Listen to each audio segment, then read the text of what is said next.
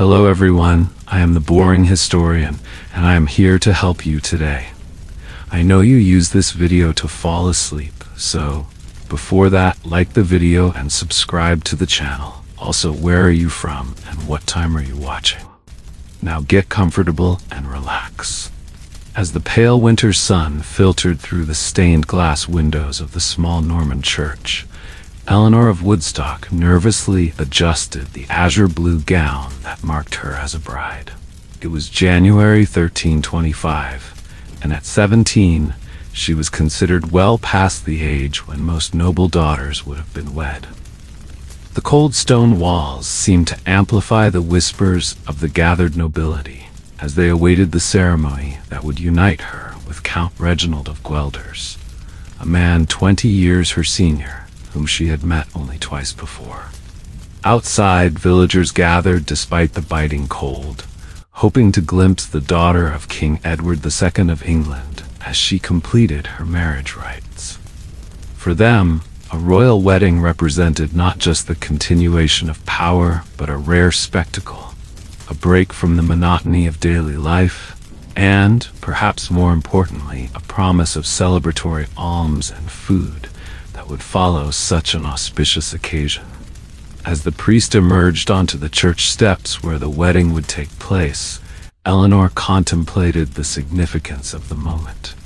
This union was not about love, it was about alliances, land, and the continuing peace between England and the Low Countries.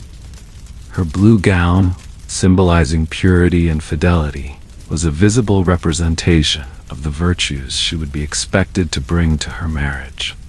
The elaborate gold embroidery marked her status, just as the simple woolen gowns worn by peasant brides marked theirs.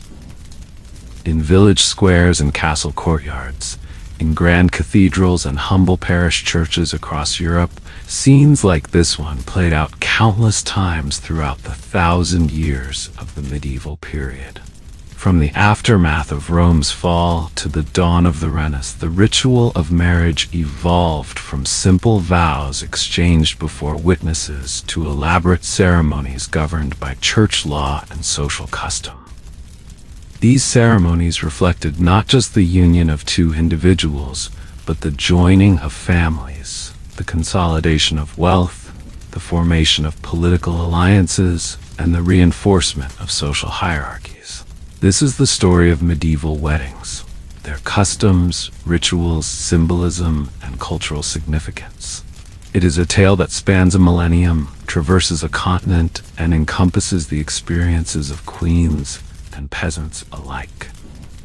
In exploring the wedding traditions of medieval Europe, we discover not just how people married, but how they lived, what they valued, and how they understood their place in the complex social tapestry of the medieval world. In the wake of Rome's decline, marriage practices across Europe existed in a state of flux. The collapse of centralized Roman authority led to a patchwork of customs that blended Roman legal traditions, Germanic tribal practices, and emerging Christian theology. To understand medieval wedding customs, we must first examine this transitional period when the foundations of medieval marriage were established. Roman marriage traditions had been primarily civil in nature. Marriage was a contract, not a religious ceremony, and required the consent of both parties or their families and witnesses to the union. The Roman concept of matrimonium emphasized the legal transfer of the bride from her father's authority, patria potestas, to her husband's household. This transfer was often symbolized through the ritual of deductio in domum, where the bride was formally led to her husband's home. Flavius Cassiodorus, a 6th century Roman statesman, described the enduring influence of these traditions. Even as the empire's structures crumble around us, the sacred customs of matrimony endure, for they are the foundation upon which society itself is built. The formal pronouncement of consent before witnesses, the joining of hands, the bestowing of the ring, these are the visible signs of an invisible contract that binds not just two souls, but two families. For aristocratic Romans, marriages were strategic alliances that consolidated wealth and power. The elaborate ceremony included the bride wearing a flame-colored veil, flammeum, and a special tunic, tunica recta, along with the ritual breaking of a wheat cake, conferriatio, for the most solemn form of marriage. These elements would influence medieval wedding customs, particularly among the nobility, who sought to emulate Roman sophistication. As Roman influence waned, particularly in northern and western Europe, Germanic tribal customs exerted greater influence on marriage practices. Among Germanic peoples, marriage typically involved the negotiation of a bride price, timon, paid by the groom's family to the bride's family. This transaction signified the transfer of authority over the woman, and often included ceremonial gift exchanges to symbolize the alliance between families. The 8th century Anglo-Saxon poem Beowulf alludes to such practices. Then was Helfdene's daughter handed in wedlock, a peace pledge between peoples, to the beloved lord of the Scyldings. This concise description encapsulates how marriages served as diplomatic instruments among tribal societies. Unlike Roman marriages, which required only mutual consent, Germanic marriages often emphasized the public nature of the union through feasting and celebration. The Visigothic code stipulated that marriage should not be made secretly, but the bride should be publicly sought from her parents or relatives. This insistence on publicity would become a central tenet of medieval marriage law. The symbolic handing over of the bride, traditio puelli, was another Germanic custom that persisted throughout the medieval period. The physical transfer of the bride from her father or guardian to her husband represented the legal transfer of authority and responsibility. As Christianity spread throughout Europe in the early medieval period, church authorities sought to bring marriage under ecclesiastical jurisdiction. This was a gradual process that unfolded over centuries rather than a sudden transformation. In the 4th century, St. Augustine of Hippo established the theological foundation for Christian marriage in his treatise De Bono Conjugale, on the good of marriage. Augustine identified 3 goods of marriage: offspring, proles, fidelity, and sacramental permanence, sacramentum. This third element was particularly significant, as it established marriage as an indissoluble bond, challenging existing practices of easy divorce. Pope Gregory I, 590-604, in his mission to convert the Anglo-Saxons, instructed his missionaries to adapt rather than abolish native customs when they did not directly contradict Christian teaching. This pragmatic approach allowed for the integration of local marriage traditions into Christian practice, creating regional variations in wedding ceremonies that would persist throughout the medieval period. By the 6th century, church blessings for marriages became increasingly common, especially among the elite. The Merovingian queen Clotilde, for example, insisted on a church blessing for her marriage to Clovis I around 493, despite his paganism. The blessing was not yet considered essential to the validity of the marriage, but was seen as an additional spiritual safeguard for the union. Bede's 8th century ecclesiastical history of the English people describes how Christian missionaries incorporated existing ritual elements into Christian ceremonies. They did not forbid the traditional exchange of gifts between families, nor the feasting that celebrated the union, but added to these the blessing of the priest and prayers for fertility and faithfulness. One of the most significant contributions of early medieval Christian thinking on marriage was the emphasis on mutual consent. Drawing on Roman legal traditions, church authorities increasingly maintained that the free consent of both parties was essential for a valid marriage. Pope Nicholas I, in his response to the Bulgarians in 866, asserted, If consent be lacking in a marriage, all other celebrations, even should the union be consummated, are rendered void. This position would have profound implications for medieval marriage practices, as it established that neither family arrangement nor sexual consummation alone constituted a valid marriage without the consent of both parties. However, the reality for most medieval women, particularly aristocratic ones, was far more constrained. Familial pressure, economic necessity, and social expectations severely limited the practical exercise of this theoretical freedom to consent. As the anonymous author of the 9th century Life of Saint Liutberga observed, though the Church teaches that a woman must consent freely to her marriage, in practice she is expected to submit to her family's wishes for her own good and the good of her kin.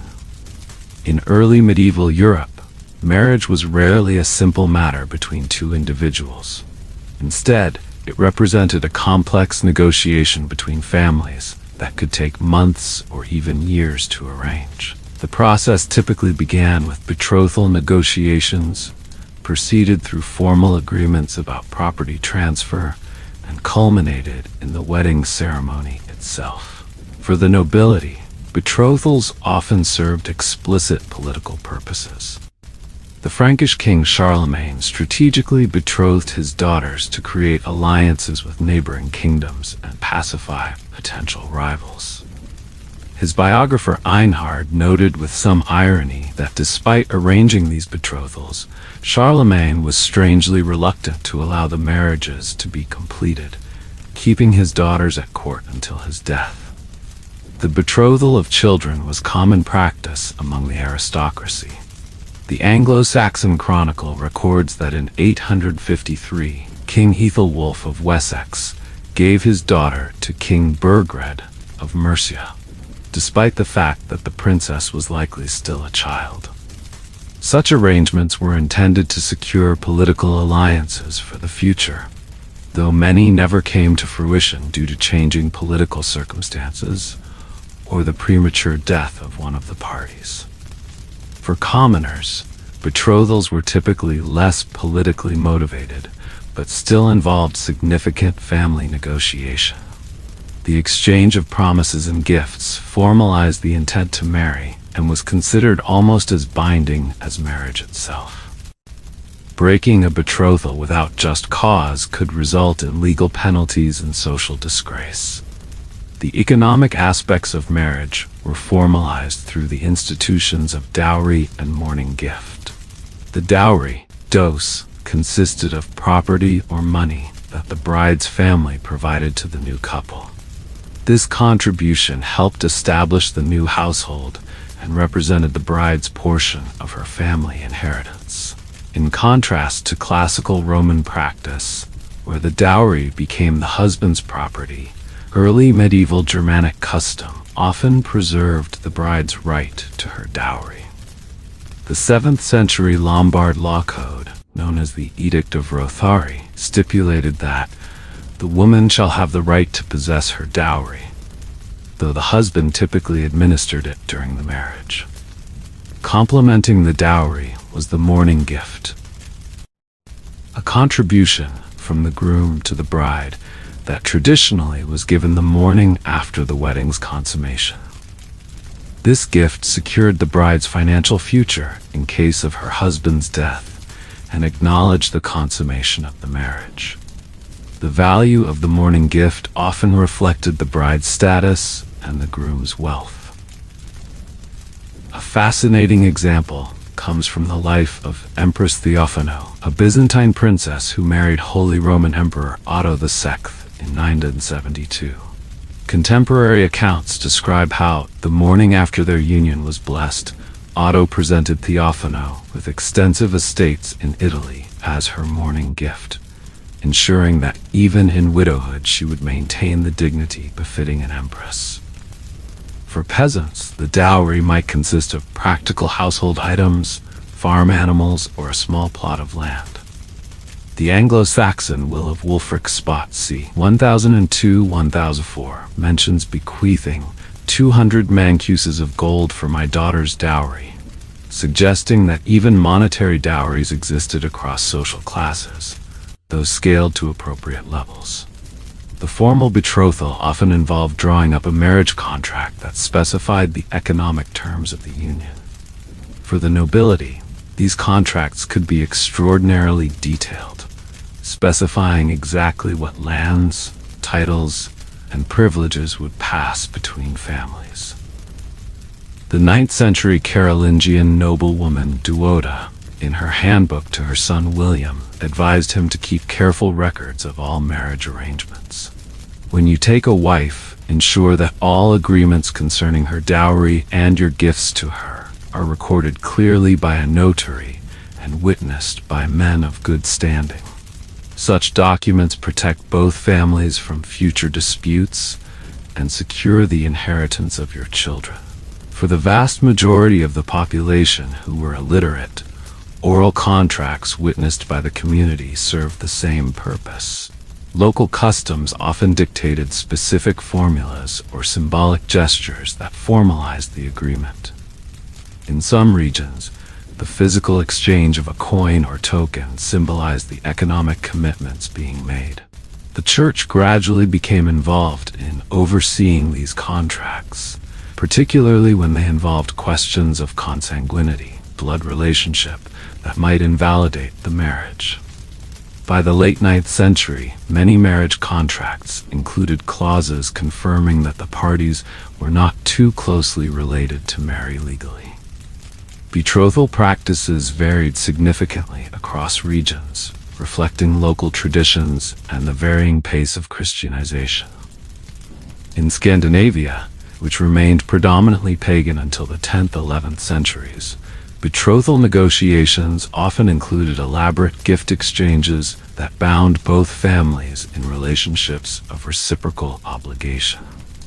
The 10th century account of Ibn Fadlan, who witnessed Rus' Viking customs along the Volga River, described how the man presents gifts to the father of his intended bride: furs, honey, and sometimes silver.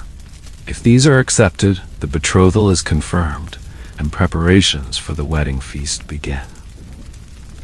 In Byzantine-influenced regions of southern Italy and Sicily, betrothal rituals reflected Greek Orthodox traditions, including the exchange of rings during the betrothal rather than the wedding itself. The betrothal ceremony, sponsalia, was nearly as elaborate as the wedding, and included the blessing of the rings by a priest. In Celtic regions, particularly Ireland and parts of Britain, betrothal customs retained pre-Christian elements well into the Christian era. The Irish law tracts known as the Brehon Laws recognized various forms of marriage depending on the relative status of the spouses and the property they brought to the union. The Coirset Muintir, proper first marriage, involved formal agreements about property and was usually arranged for a woman's first marriage. By the year 1000, wedding celebrations across Europe had developed distinct regional characteristics while maintaining certain common elements. The actual wedding day represented the culmination of the lengthy negotiation and preparation process and typically involved both religious and secular components. Preparation of the bride was a communal activity that often began days before the wedding itself. Female relatives and friends gathered to help prepare the bride's appearance and offer advice for her new role as a wife. In many regions, ritual bathing formed an important part of wedding preparations. The 10th century Byzantine princess Anna Porphyrogenita, who married Vladimir I of Kiev in 988, reportedly underwent an elaborate ritual bath scented with rose petals and herbs before her wedding. This practice had ancient roots and symbolized purification before the transition to married status. Hairstyling held particular significance, as it often marked the transition from maiden to married woman. In many Germanic regions, unmarried women traditionally wore their hair loose, while married women covered their hair or wore it bound up. The ritual unbinding and rebinding of the bride's hair thus symbolized her change in status. A 9th century account from the monastery of St. Gall describes a noble wedding. The bride's female relatives gathered around her at dawn, washing her hair with water infused with sweet herbs, and then braiding it elaborately before placing the bridal crown upon her head. All the while they sang songs both instructing her in wifely duties and lamenting her departure from her father's house. Unlike today, there was no standardized wedding attire in early medieval Europe. Brides and grooms simply wore their finest clothing, with the level of elaboration depending on their social status. Color held symbolic significance in wedding attire. Blue, associated with purity and the Virgin Mary, was a popular color for bridal gowns among those who could afford dyed fabric. Red, symbolizing love and fertility, was also common. White, contrary to modern tradition, was associated with mourning in many regions and rarely used for weddings until much later periods. For the nobility, wedding attire provided an opportunity to display wealth and status. When Theodoric the Great's daughter, Amalasuntha, married in the early 6th century, contemporary accounts describe her wearing a gown of imperial purple embroidered with gold, adorned with jewels from distant lands, and a mantle fastened with brooches of gold and emerald. Commoners wore their best clothing, which might be specially made for the occasion if the family could afford it. In many regions, brides wore special headdresses or floral crowns rather than veils. The Anglo-Saxon poem The Wife's Lament alludes to the flowery crown I wore when taking my vows, suggesting this practice was widespread. The journey to the church or wedding venue was itself an important ritual, often accompanied by music and community participation. In many regions, this procession symbolically represented the bride's transition from her family home to her new household. For aristocratic weddings, these processions could be elaborate public spectacles.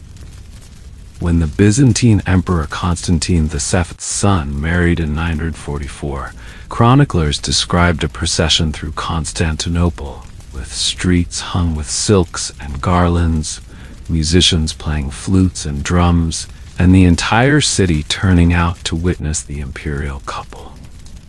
For village weddings, the community typically gathered at the bride's home and accompanied the couple to the church. Traditional songs, often with ribald lyrics offering advice or teasing the couple, were a common feature of these processions. In some regions, symbolic obstacles were placed in the path of the procession, requiring the groom to offer payment or prove his worthiness to claim his bride. A 10th century account from Saxony describes how the groom's path to claim his bride was blocked 3 times by young men of the village, each time requiring him to offer coins or make promises of future generosity before being allowed to proceed. This custom ensured that the groom demonstrated both his wealth and his willingness to be generous to his new community. By the year 1000, most weddings included some form of church blessing, though this was not yet required for a valid marriage. The ceremony typically took place at the church door or porch, rather than inside the church itself, a practice that would continue well into the later medieval period. The ceremony's format varied by region, but generally included the public exchange of consent, the giving of the ring, and the priest's blessing. The emphasis remained on the couple's exchange of consent rather than the priest's role. The priest essentially served as an authoritative witness rather than the performer of the marriage. The Anglo-Saxon homilist Ælfric of Eynsham, writing around 1000, described the ideal marriage ceremony. The man shall pledge with words of present promise that he will hold the woman according to God's law, and as a man should hold his wife, that is, in love and friendship and honor, and will keep her in sickness and in health. and the woman shall promise that she will be obedient and faithful to him, and that she will keep herself to him alone as long as they both shall live. The exchange of rings was common in many regions by this period, though the practice was not universal. When rings were used, they were typically given by the groom to the bride, rather than exchanged between both parties, as in modern practice. These rings were often quite elaborate for the wealthy, with inscriptions or symbolic engravings. The wedding feast represented the social recognition of the marriage and was often more elaborate and significant than the religious ceremony itself. For all social classes, the feast was a time of abundance and celebration, though the scale varied dramatically. For peasant weddings, the entire village typically contributed to the feast, bringing food and drink to share. This communal contribution reflected the community's stake in and recognition of the new marriage. The 9th century Capitulary de Villis, which regulated management of royal estates, mentions that stewards should provide extra food and drink when the children of dependents are joined in marriage, indicating that even manorial lords were expected to contribute to their tenants' wedding celebrations. Noble weddings featured elaborate displays of wealth and status through food. When Count Raymond Berenguer IV of Barcelona married Petronilla of Aragon in 1150, chroniclers described a feast lasting 3 days, featuring peacocks dressed in their feathers, swans swimming in sauce, and pastries shaped like the combined coat of arms of Barcelona and Aragon. Music, dancing, and games were integral to wedding celebrations across all social classes. Traditional wedding dances often had symbolic significance, such as fertility dances performed by women, or competitive displays of strength and skill by young men. The giving of gifts to the couple was also customary, with guests contributing household items, food stores, or tools, depending on their means. The consummation of the marriage was considered essential to its validity, and was often treated as a semi-public event, particularly for noble marriages where dynastic interests were at stake. The bedding ceremony, in which the couple was escorted to their marriage bed by wedding guests, served as public confirmation that the marriage would be consummated. For royal and noble marriages, witnesses sometimes remained in or near the bedchamber to confirm that consummation took place. This practice, while seemingly intrusive by modern standards, reflected the understanding of marriage as a matter of public rather than merely private interest. A Frankish account from the late 10th century describes how, after the feast, the bride was led to the bedchamber by married women who offered advice and encouragement. The groom was similarly escorted by married men. Prayers were said over the marriage bed, which had been blessed with holy water by the priest earlier in the day. The witnesses then withdrew, though some remained near the chamber door until morning to attest to the marriage's consummation.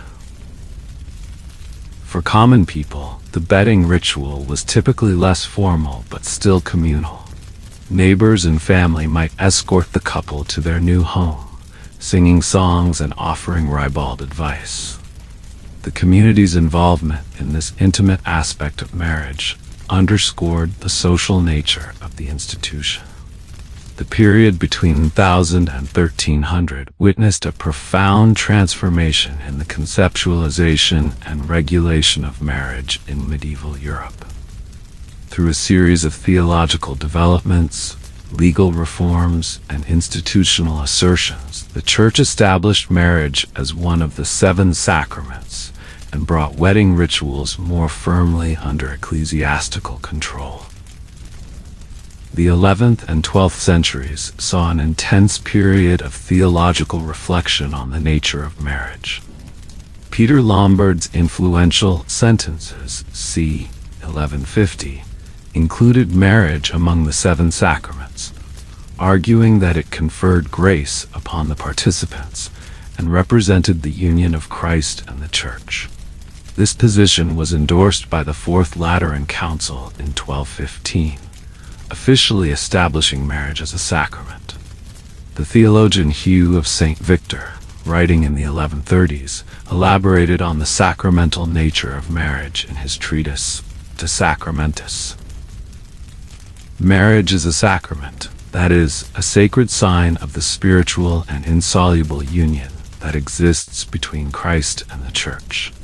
The outward form of this sacrament consists in the mutual consent expressed in words of the present tense, while its inner grace is the bond of love that unites the spouses, just as Christ is united with his Church.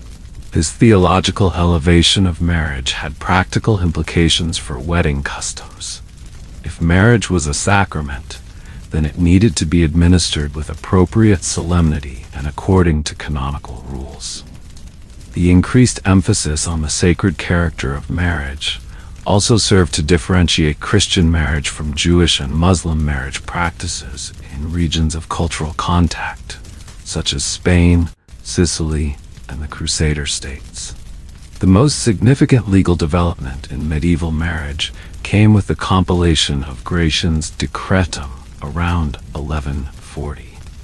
This comprehensive collection of canon law included extensive treatment of marriage, attempting to harmonize sometimes contradictory traditions and establish clear principles for determining valid marriages.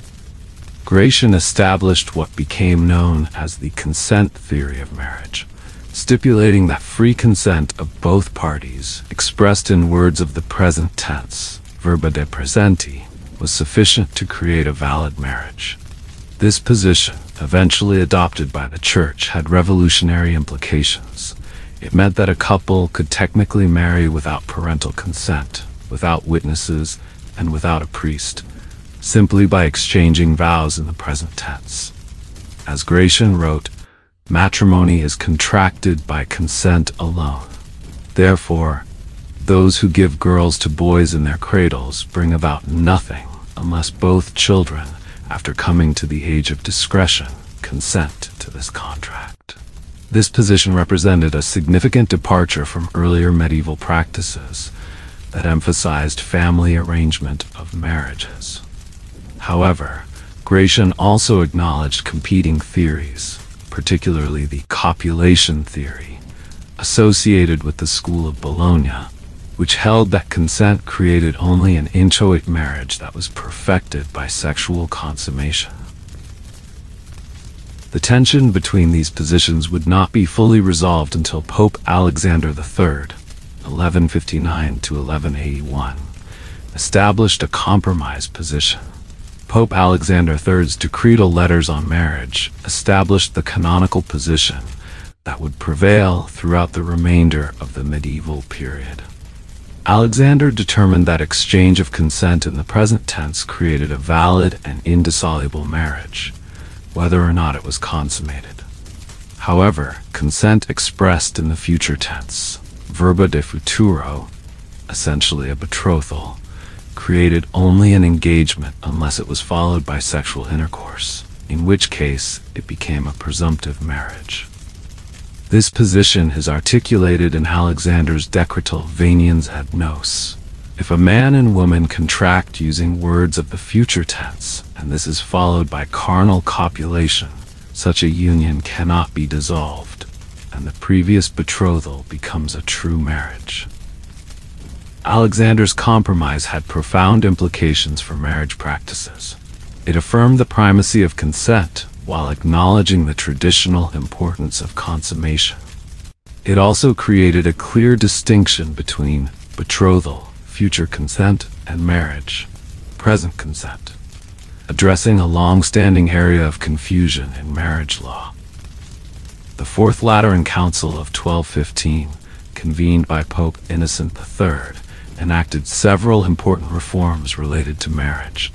Most significantly, it required the publication of bans, public announcements of intended marriages, to prevent clandestine unions and marriages within prohibited degrees of kinship. The council decree stated, "We absolutely forbid clandestine marriages and forbid any priest to be present at them." Therefore, extending to other localities the custom that prevails in some, we decree that when marriages are to be contracted, they shall be announced publicly in the churches by priests, a suitable time being fixed beforehand within which whoever wishes and is able may adduce a lawful impediment. This requirement for public announcement represented a significant step toward bringing marriages under greater ecclesiastical oversight.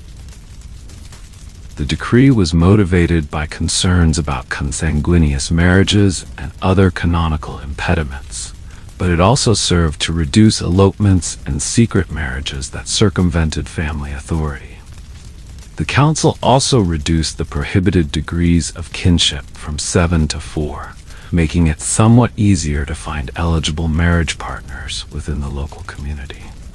This change acknowledged the practical difficulties created by overly strict consanguinity prohibitions, while maintaining the principle that marriage between close relatives was forbidden. As marriage became more firmly established as a sacrament, the role of the priest in wedding ceremonies expanded significantly. While a priest's presence was not technically required for a valid marriage under canon law until the Council of Trent in 1563, in practice, church weddings became increasingly common throughout the high medieval period. The liturgical role of the priest evolved from simply witnessing and blessing the marriage to actively administering the sacrament. The development of specific nuptial blessings and ceremonial elements reflected this enhanced sacerdotal role. Parish priests were instructed to maintain marriage registers, record dispensations, and ensure that canonical requirements were met. Thomas of Chobham, a 13th century English theologian, advised priests in his Summa Confessorum, "When you join a man and woman in matrimony, first ensure that bans have been properly published for 3 Sundays. Inquire diligently whether there exists any impediment due to consanguinity or affinity. Verify that both parties freely consent to the marriage. Only then should you join their hands and pronounce the blessing." Despite this enhanced clerical role, the Church maintained that the couple themselves administered the sacrament to each other through their exchange of consent. The priest served as the Church's official witness and blessed the union rather than performing the marriage in the modern sense. For the nobility of high medieval Europe, marriage represented one of the most powerful tools for forging political alliances, consolidating territorial holdings, and extending family influence. The strategic importance of these unions often overshadowed personal compatibility or romantic attachment, though evidence suggests that affection sometimes developed even in arranged marriages. Royal and noble marriages frequently served explicit diplomatic purposes, creating or cementing alliances between kingdoms, duchies, and counties. The negotiation of such marriages could involve years of diplomatic maneuvering and complex political calculations. The marriage of Henry I of England's daughter Matilda to the Holy Roman Emperor Henry V in 1114 exemplifies this diplomatic function. Contemporary chronicler William of Malmesbury described the political advantages. By this alliance, the king secured the friendship of the emperor, which brought peace to Normandy, as the Count of Anjou and other neighboring lords dared not disturb the king's continental possessions while he enjoyed imperial protection. These diplomatic marriages often occurred at remarkably young ages, particularly for princesses. Isabella of Valois was only 6 years old when she married Richard II of England in 1396 as part of a peace treaty between England and France.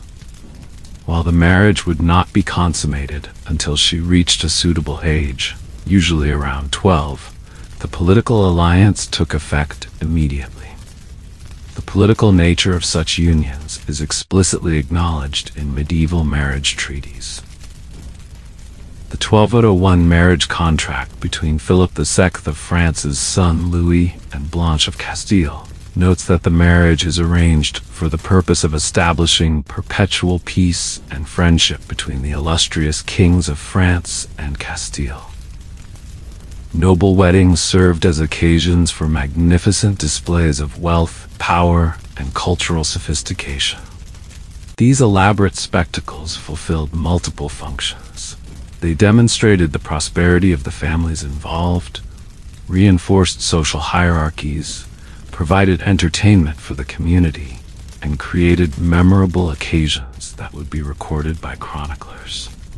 When Eleanor of Aquitaine married Louis II of France in 1137, the wedding celebrations in Bordeaux lasted nearly 2 weeks.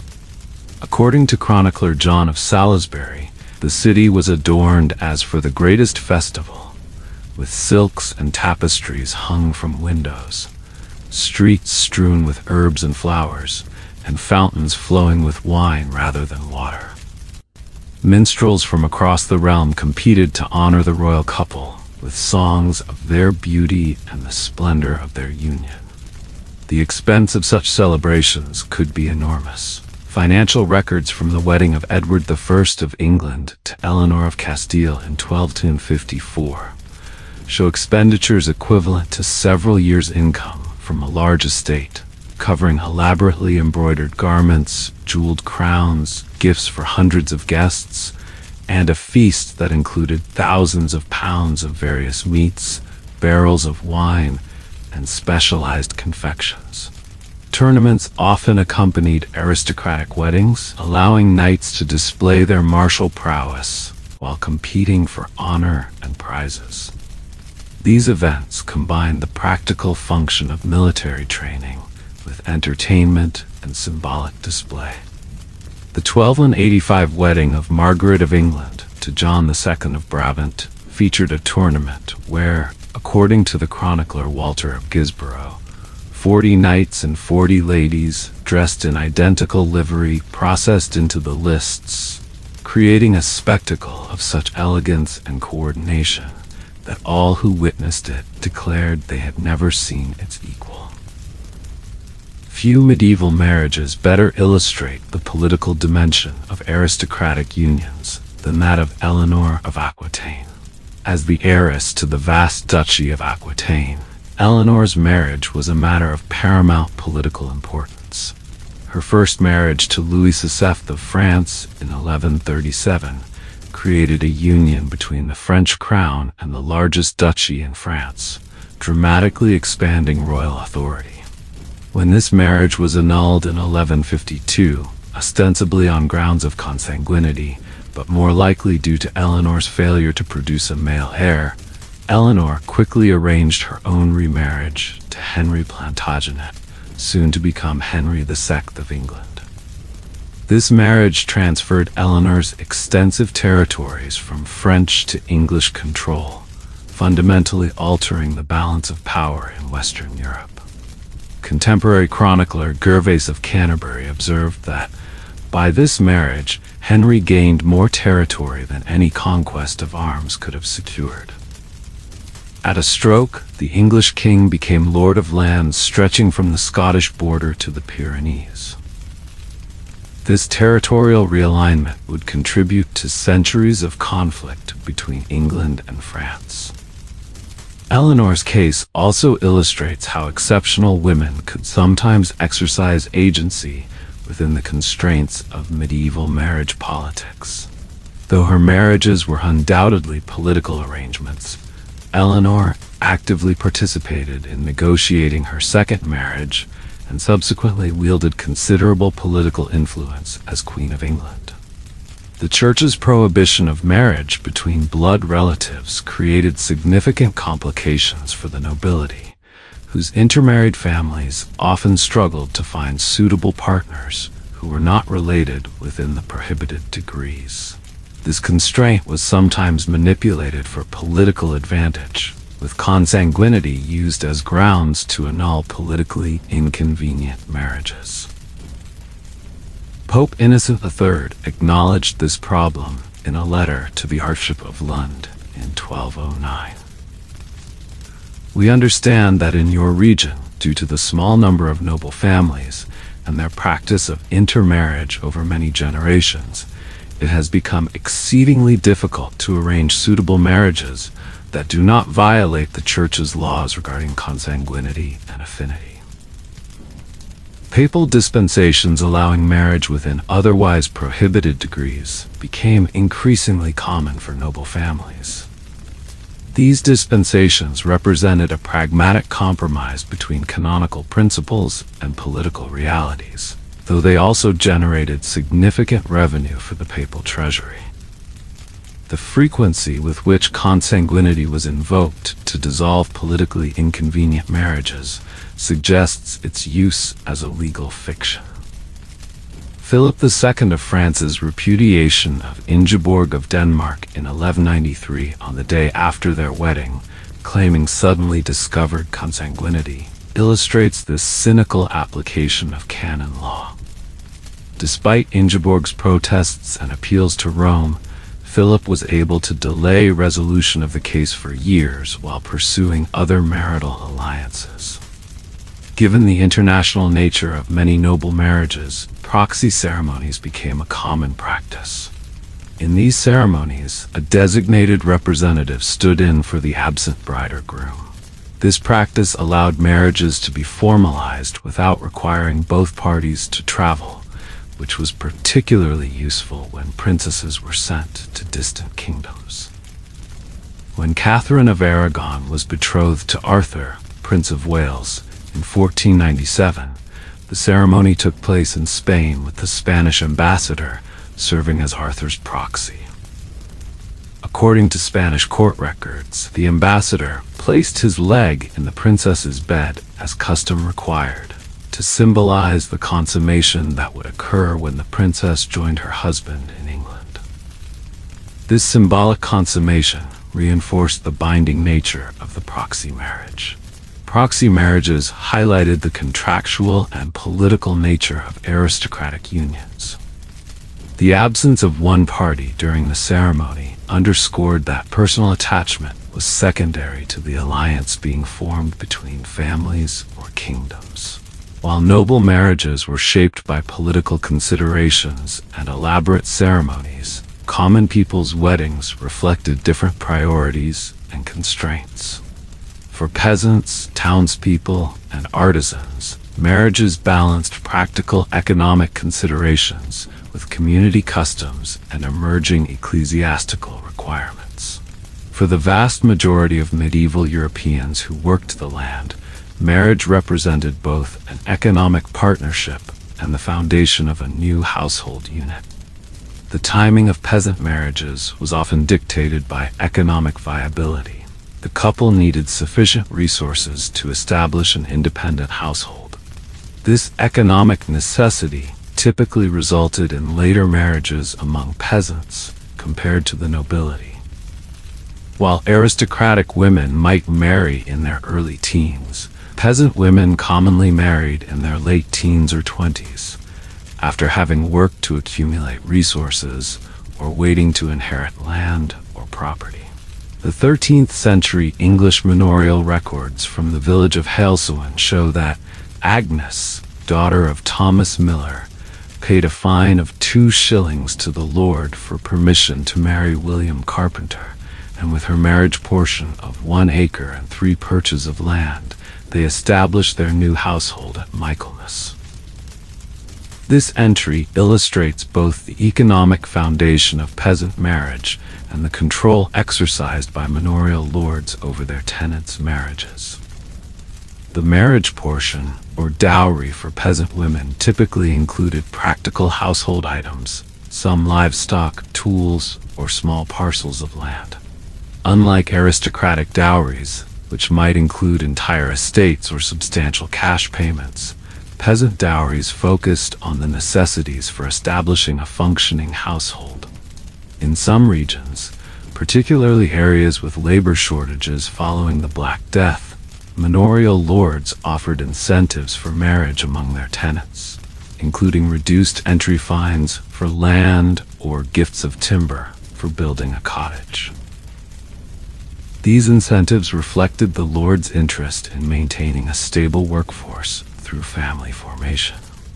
In medieval towns, craft guilds often regulated marriage among their members, seeing the formation of appropriate households as essential to maintaining the quality and reputation of their trade. Many guild statutes specified that a master craftsman must be married, as his wife was expected to assist in the business and maintain the household.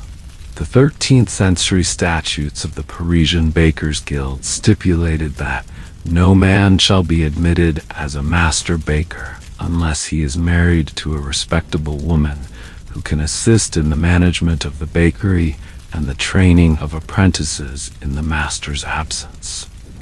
Similar requirements existed across various trades and regions. For journeymen seeking to establish themselves as masters, marriage often coincided with professional advancement. Guild records from 14th century Florence show that Giovanni di Marco registered as a master goldsmith 3 weeks after his marriage to Francesca, daughter of master goldsmith Paolo, bringing with her dowry tools and workshop space sufficient to establish his independent practice. Urban marriages typically involved more substantial cash components in dowries compared to rural marriages. This reflected both the monetized nature of the urban economy and the capital requirements for establishing a workshop or business. Merchant families, in particular, used marriages and dowries as a means of consolidating business relationships and expanding commercial networks. Whether in town or country, community participation remained a central feature of common people's weddings throughout the high medieval period. The public nature of these celebrations served both to recognize the new household's establishment and to integrate it into the community's social and economic life. Village records from 13th century Montaigu in southern France, preserved through inquisitorial testimonies, describe how the entire village processed with the bride from her father's house to the church, singing traditional songs. After the blessing, all shared in a feast where each household had contributed food according to their means, and the couple received gifts of household necessities. Local customs varied widely, but typically included elements that symbolized the community's approval and support of the union.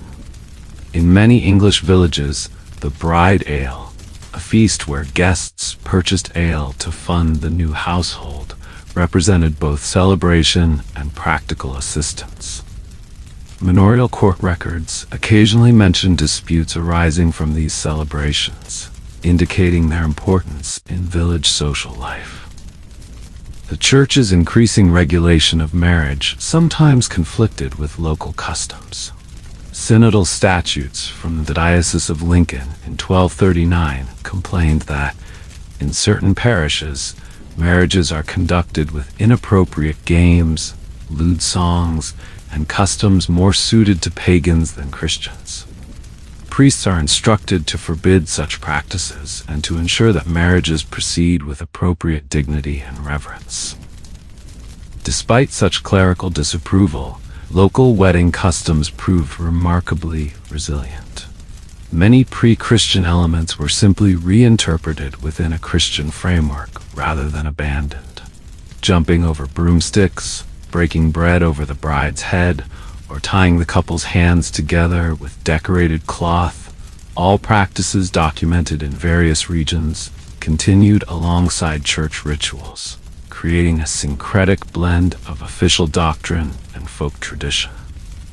By the 13th century, church weddings had become increasingly common for commoners as well as nobles, though the ceremony remained simpler than the elaborate aristocratic spectacles. The typical parish church wedding took place in 3 stages: the exchange of vows at the church door, the blessing of the couple inside the church, and the nuptial mass that followed. A Lincolnshire parish manual from around 1260 instructs priests to first meet the wedding party at the church porch, where the declarations of consent shall be made before witnesses.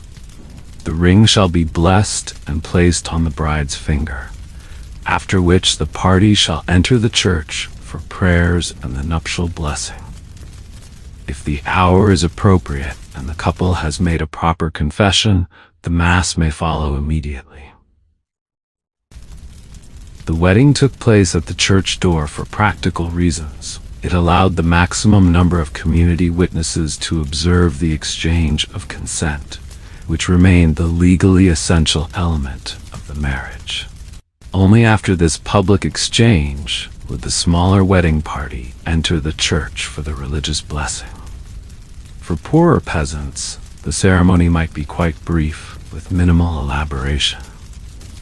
A 13th century exemplum, moral tale, told by the preacher Jacques de Vitry, describes a poor couple who came to the church door with only a few neighbors as witnesses.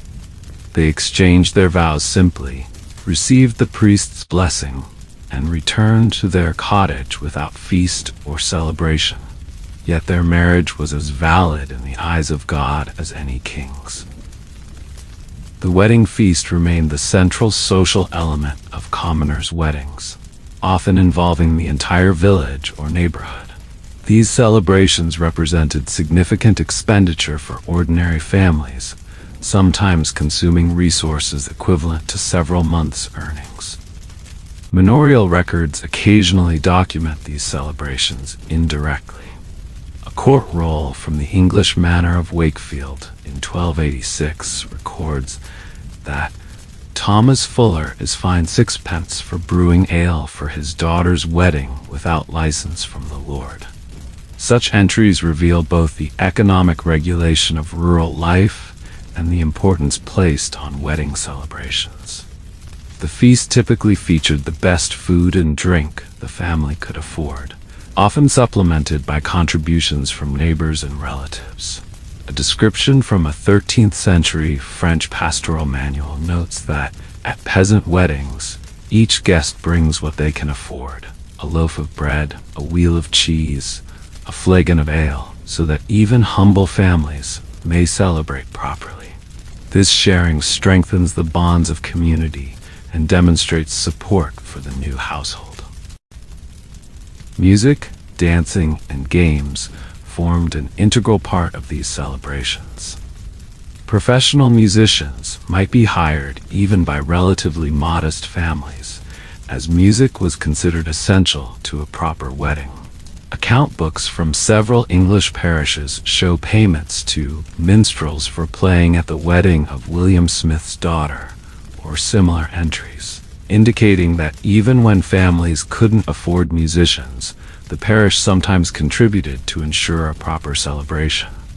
While church authorities attempted to standardize marriage practices, significant regional variations persisted in commoners' weddings across Europe.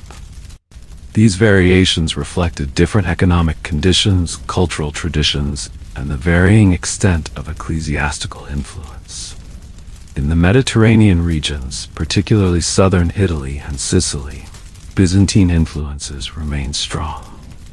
Weddings often featured distinctive elements, such as the wearing of crowns by both bride and groom, ritualized processions between the houses of both families, and the prominent role of godparents in the ceremony. A 13th century account from Palermo describes how the bride and groom, crowned with olive branches and myrtle, processed between their homes 3 times before proceeding to the church, symbolizing the union of their families and households. In Scandinavia, where Christianization occurred later than in southern Europe, wedding customs retained more explicit pre-Christian elements. The Icelandic sagas describe weddings where the bride and groom drank from the same horn, which was passed between them 3 times. Each time they drank, they made solemn vows to each other. Only after this traditional exchange did they proceed to the church for the priest's blessing. In regions of German influence, The symbolic transfer of authority from father to husband remained particularly elaborate. A 13th century Rhineland manuscript illustrates a wedding scene where the father places his daughter's hand directly into the hand of her groom, while pronouncing a formal statement of transferring his mundium, legal authority, over her. These regional variations created a rich tapestry of wedding practices across medieval Europe, with local customs interweaving with church requirements to create distinctive ceremonial traditions that reflected each region's particular cultural heritage and social structure. The later medieval period witnessed both the culmination of the Church's authority over marriage and the emergence of significant challenges to that authority. The problem of clandestine marriages, unions contracted without witnesses or public ceremony, became particularly troublesome for both ecclesiastical and secular authorities. By the 14th century, the Church's legal position on marriage was well established.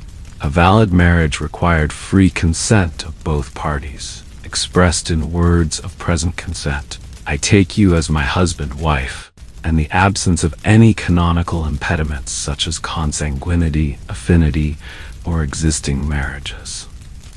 While the Church encouraged public ceremonies with priestly blessing, these were not absolutely required for validity.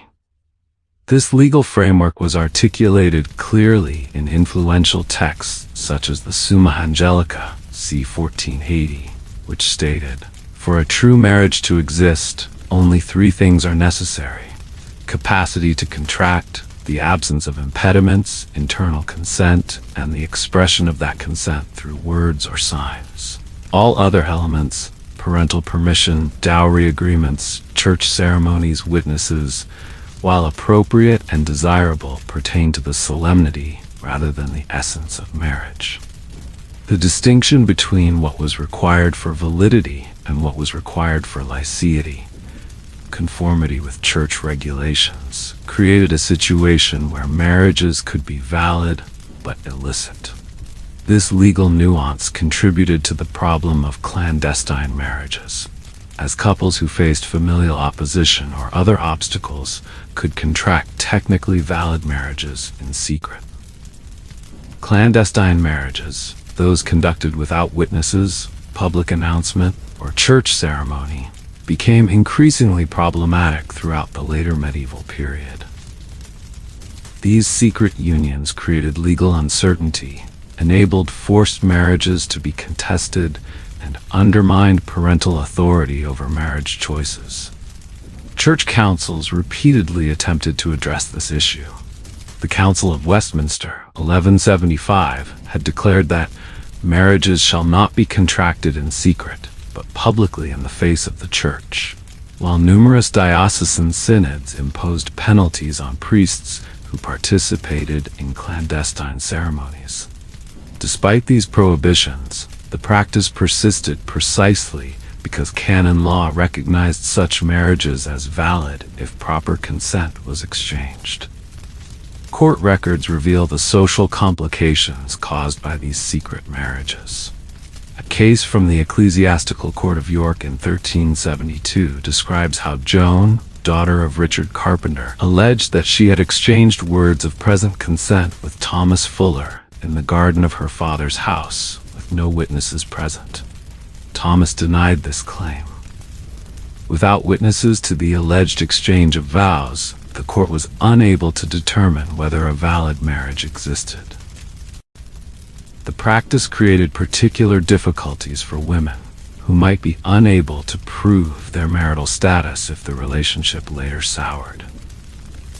The 15th century French legal commentator Jean de Gerson lamented that many women, believing themselves lawfully married through private exchange of consent, find themselves abandoned and unable to prove their marital status, left neither wife nor maid but in a shameful limbo.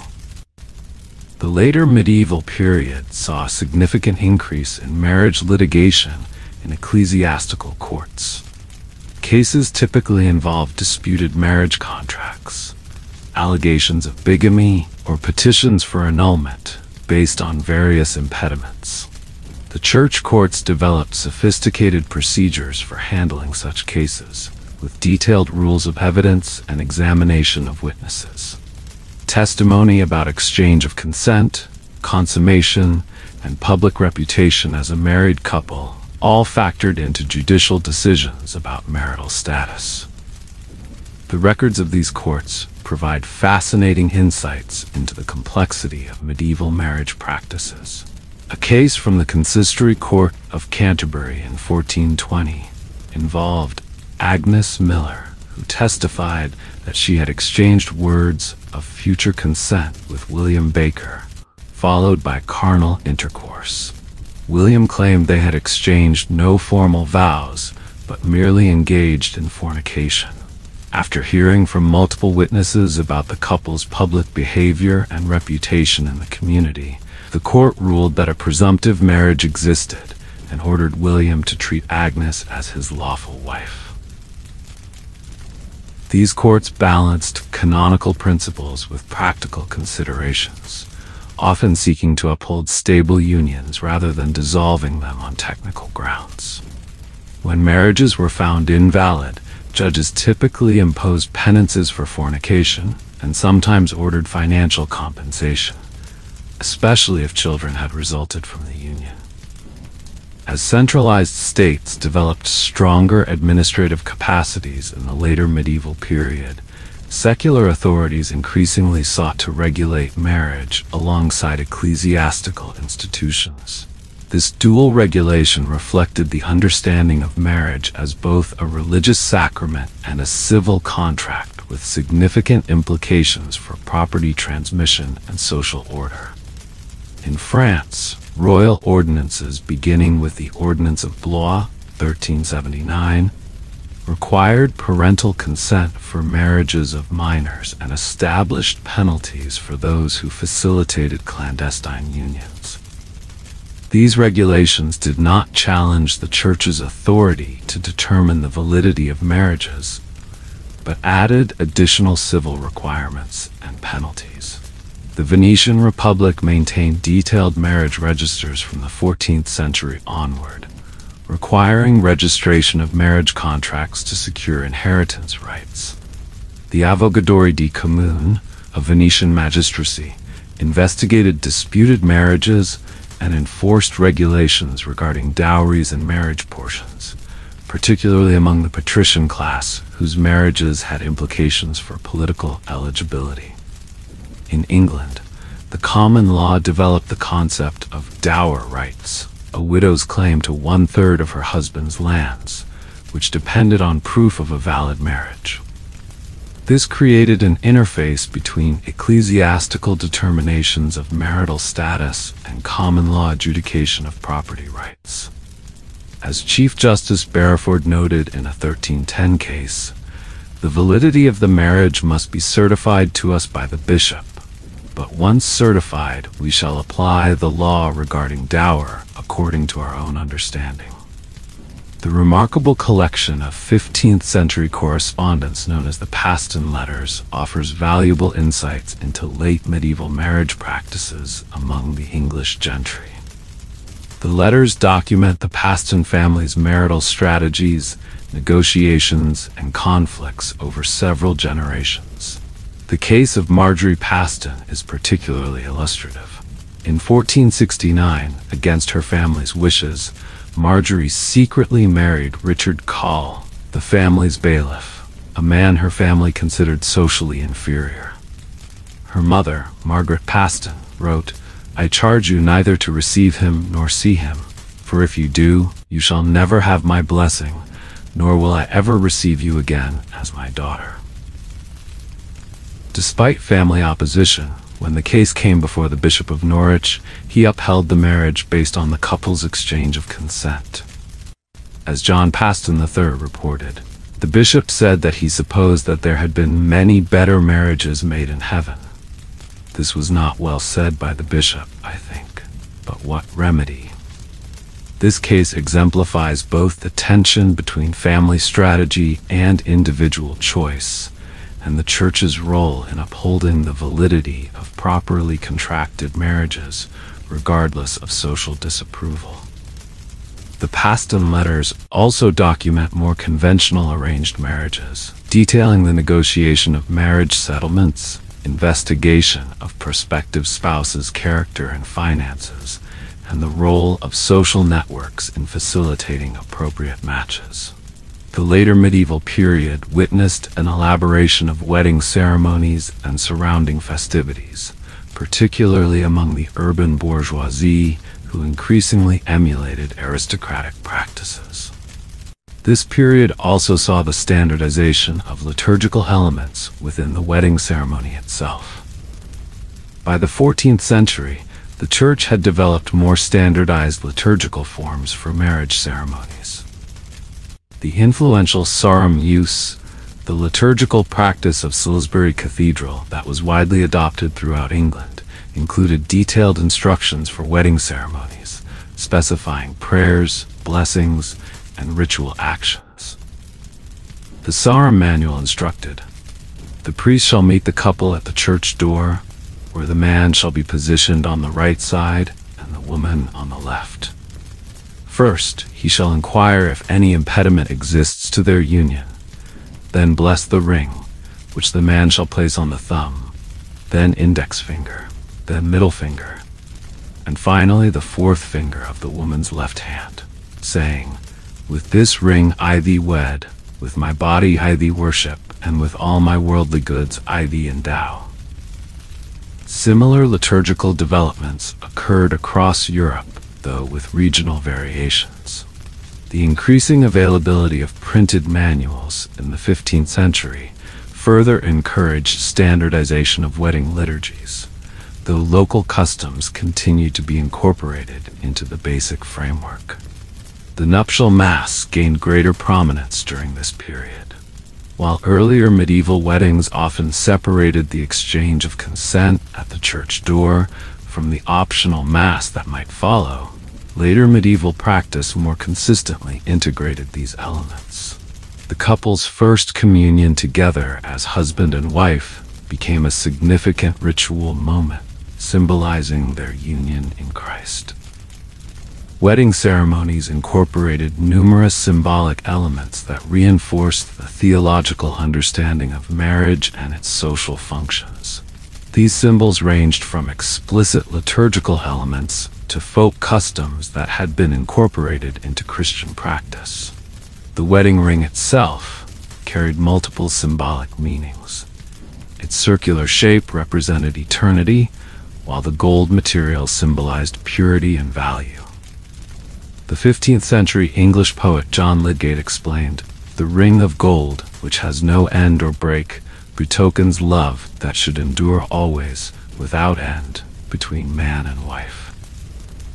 The joining of right hands during the exchange of vows drew on ancient Roman practice and symbolized the binding nature of the contract. The priest's stole was sometimes wrapped around the joined hands, visually representing the church's blessing and oversight of the union. In many regions, canopies or veils were held over the couple during the nuptial blessing, symbolizing the Holy Spirit's presence and protection.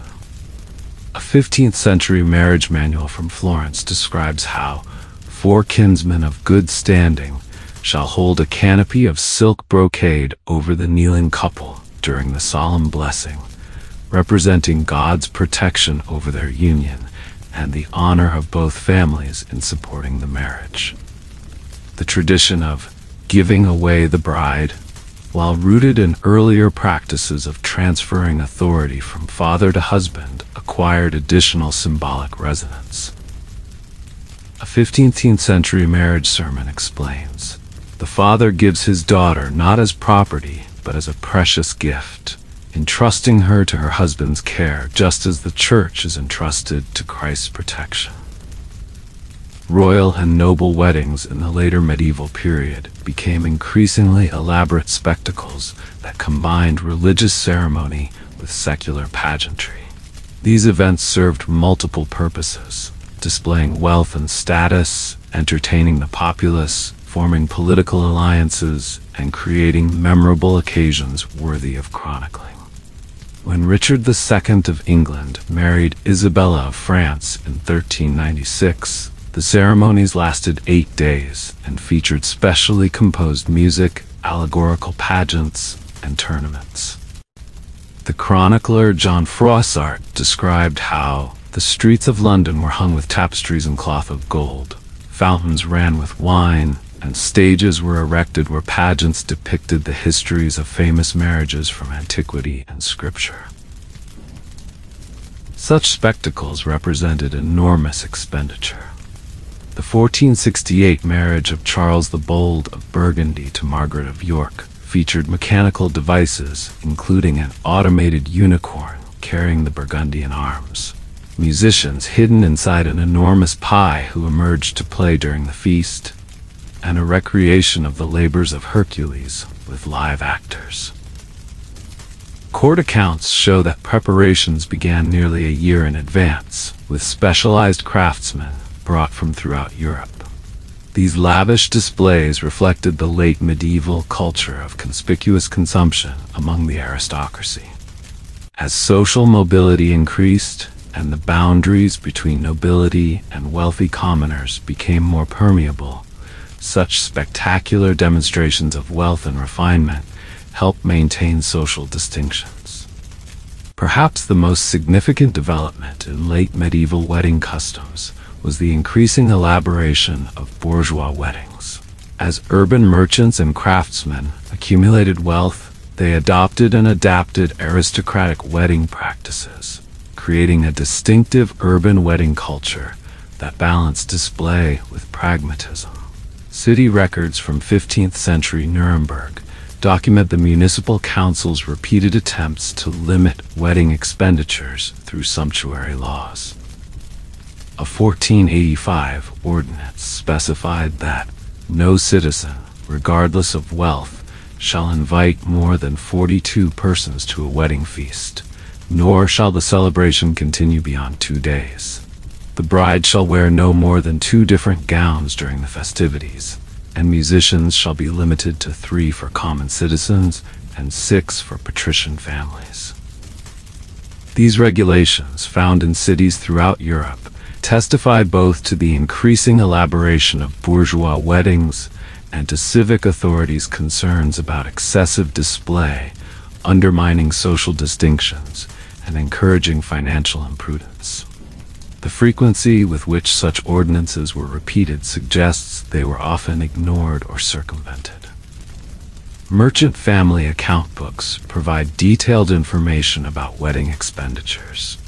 The ledgers of Francesco di Marco d'Attini, a 14th century merchant from Prato, record expenses for his ward Ginevra's wedding in 1376, including separate entries for the bride's trousseau, musicians, decorations for the house, food and wine for the feast, and gifts for key guests.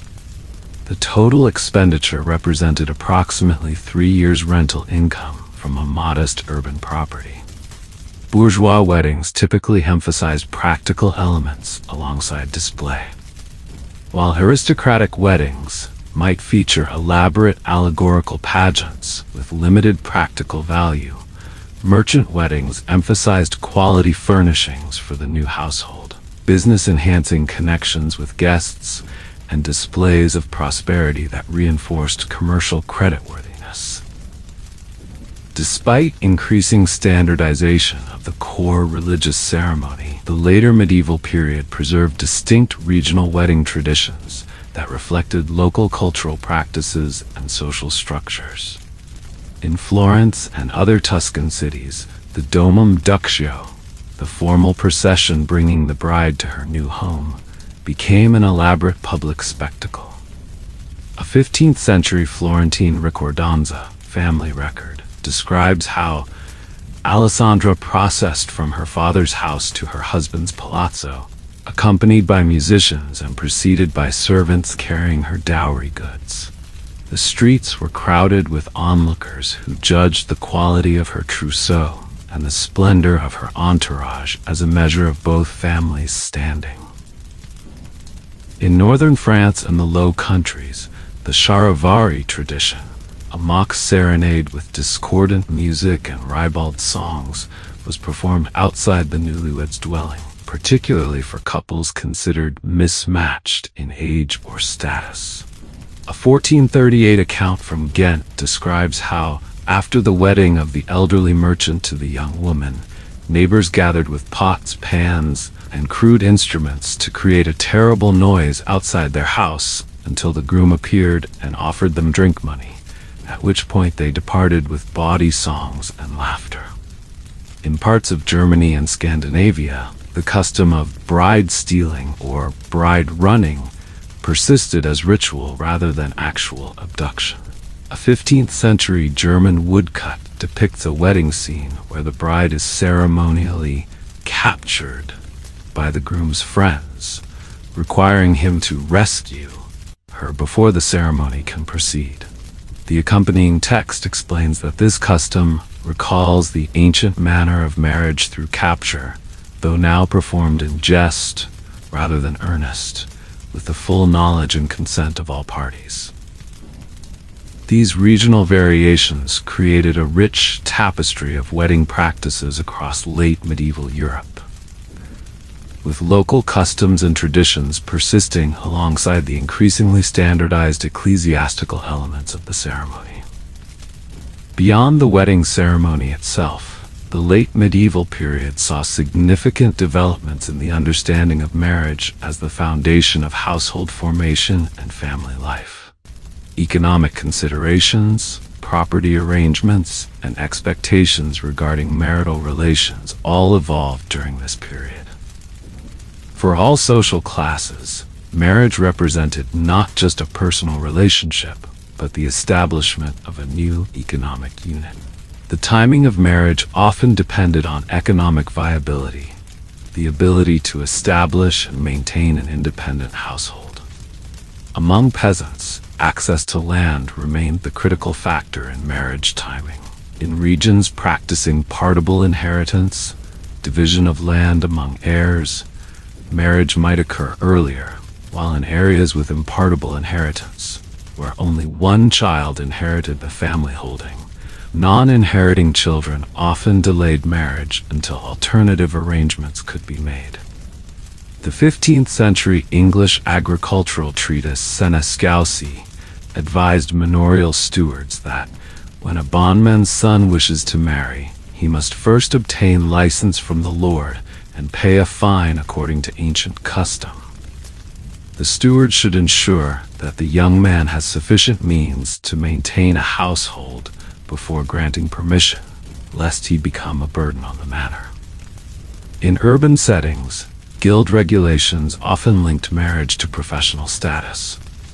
Many craft guilds required journeymen to produce a masterpiece, demonstrating their professional competence before they could establish an independent workshop and marry.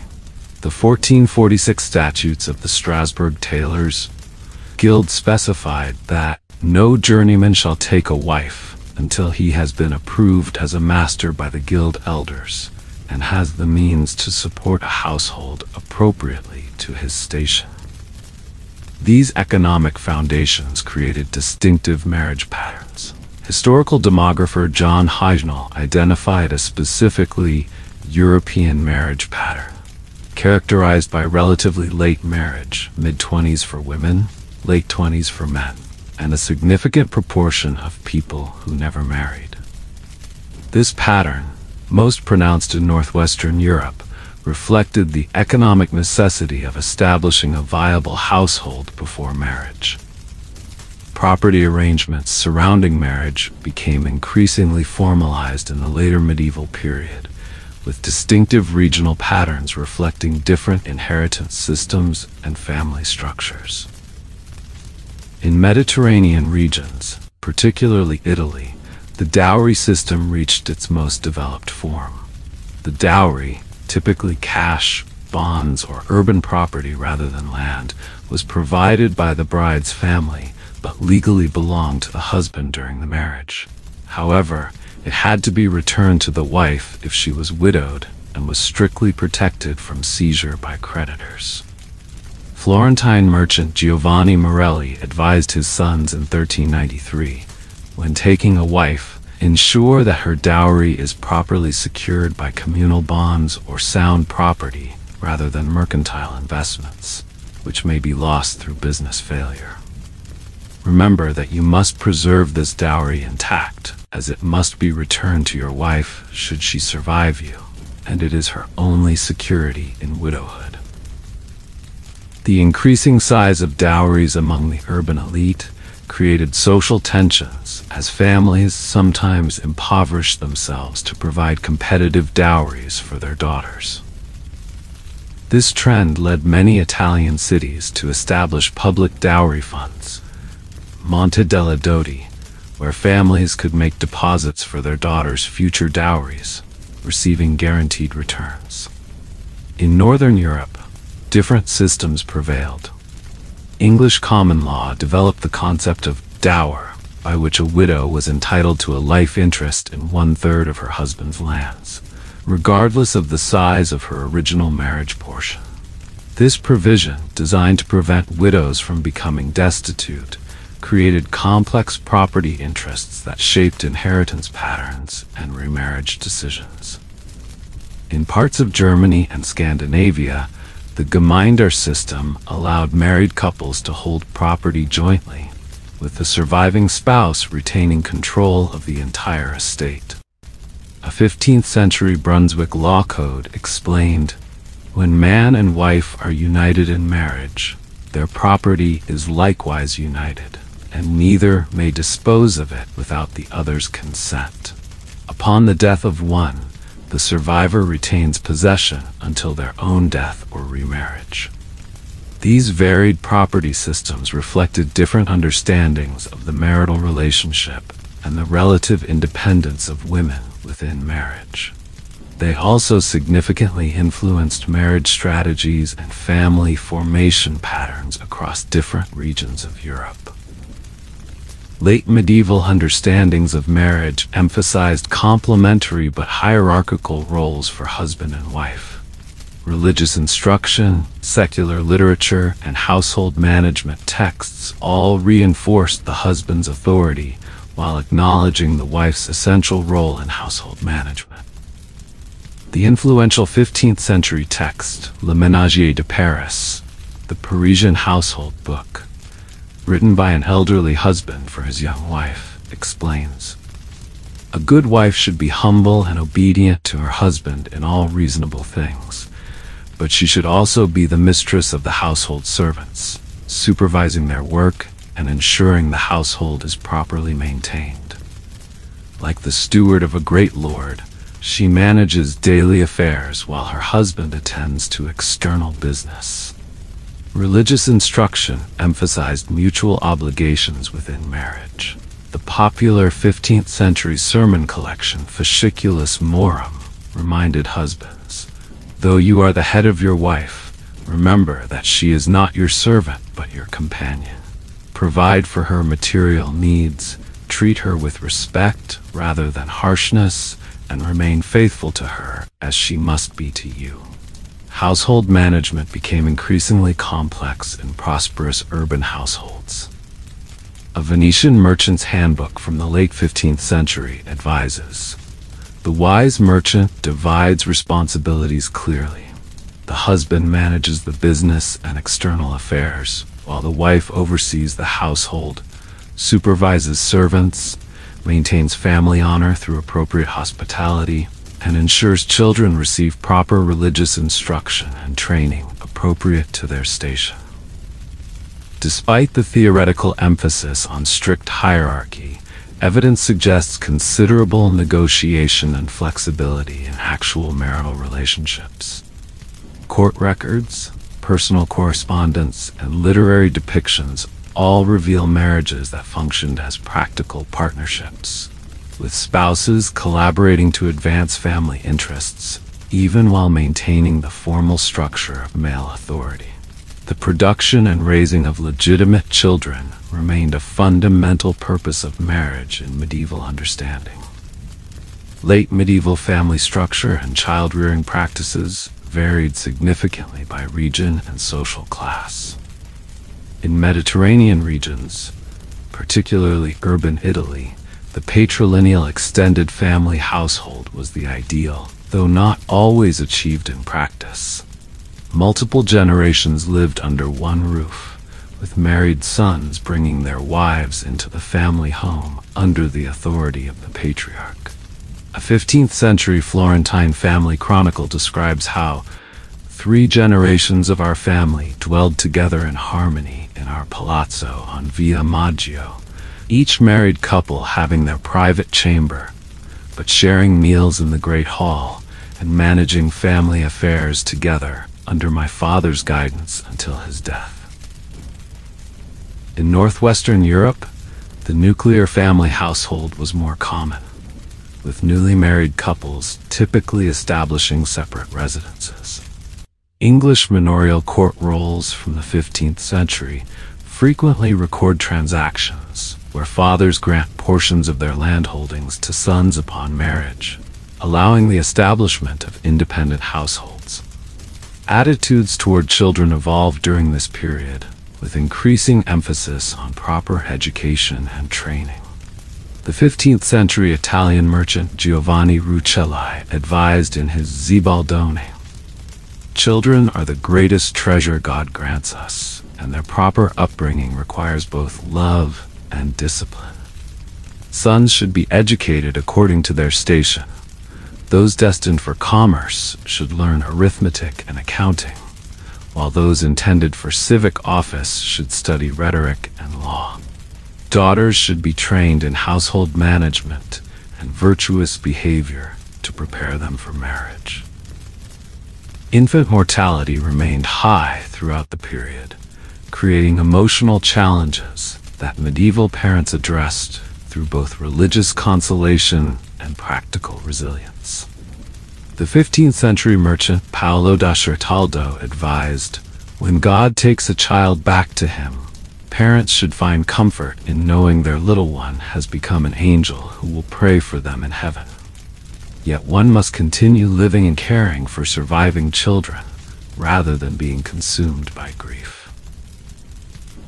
These family structures and attitudes toward children completed the cycle of marriage as not merely a personal relationship, but the foundation of social reproduction and intergenerational continuity. Medieval weddings generated rich symbolic representations across artistic media, from manuscript illuminations to poetry, from religious art to popular songs. These representations both reflected and shaped cultural understandings of marriage. Christian theology understood marriage as a metaphor for Christ's relationship with the Church, and this theological symbolism appeared frequently in religious art. Manuscript illuminations of the marriage at Cana, Christ's first miracle performed at a wedding, often depicted contemporary wedding customs, blending biblical narrative with current practice. The 14th century Holcomb Bible picture book includes a vivid illustration of the Cana wedding feast, showing the bride and groom seated under a canopy, wearing crowns, while Christ performs the miracle of transforming water into wine. The accompanying text notes that Christ blessed marriage through his presence at Cana, showing that this estate, though less perfect than virginity, is nonetheless holy and sanctified. Marriage imagery also appeared in depictions of the mystic marriage of Saint Catherine, a popular subject in late medieval art. A 15th century altarpiece by Hans Memling shows Catherine receiving a ring from the infant Jesus, symbolizing her spiritual marriage to Christ. The scene is depicted with the ceremonial elements of a contemporary aristocratic wedding, including richly dressed attendants and musical accompaniment. The Coronation of the Virgin theme, showing Mary being crowned as Queen of Heaven by Christ, often incorporated wedding imagery. A 15th century French Book of Hours depicts this scene with elements drawn from royal weddings, including attendant angels as courtiers and musical instruments similar to those used in wedding processions. Secular art and manuscript illumination frequently depicted wedding scenes, capturing both the ceremonial aspects and surrounding celebrations. These visual representations provide valuable evidence about historical wedding practices, while also revealing idealized conceptions of marriage. Wedding processions were a particularly popular subject. A 15th century Flemish manuscript illumination showing the marriage of Philip the Good of Burgundy depicts an elaborate procession with musicians, nobles carrying symbolic objects, and streets decorated with tapestries and flowers. Such images both documented actual practices and established visual conventions for representing weddings. Cassone paintings, decorative panels on Italian marriage chests, often depicted wedding scenes or narratives related to marriage. A 15th century Florentine cassone by Giovanni di Ser Giovanni shows multiple scenes from a contemporary wedding: the marriage negotiation between families, the ceremony at the church door, and the bride's procession to her new home. These functional objects combined practical storage for trousseau items with visual celebration of the marriage they commemorated. Domestic objects associated with marriage frequently incorporated visual symbolism related to matrimony. Marriage cups, designed for the couple to drink from during the wedding feast, often featured inscriptions and imagery emphasizing marital virtues. A 15th century German double marriage cup bears the inscription, "What God has joined together, let no man put asunder," and depicts scenes of Adam and Eve as the original married couple. Medieval literature explored marriage from multiple perspectives, from idealized romantic unions to satirical depictions of marital conflict. Wedding scenes in literature both reflected contemporary customs and used marriage as a narrative device to resolve conflicts or establish new social orders. Courtly romance literature often culminated in wedding scenes that represented the fulfillment of the narrative's emotional and political tensions. In Chrétien de Troyes' 12th century romance, Eric and Annie, the elaborate description of the protagonist's wedding represents both their personal fulfillment and the restoration of social harmony. The author describes how the Archbishop of Canterbury blessed their union according to Christian custom. The celebrations that followed lasted 15 days, with such abundance of food and entertainment that none who attended ever saw its equal. The 14th century tale, The Wedding of Sir Gawain and Dame Ragnell, uses a wedding scene to explore themes of sovereignty and appearance versus reality.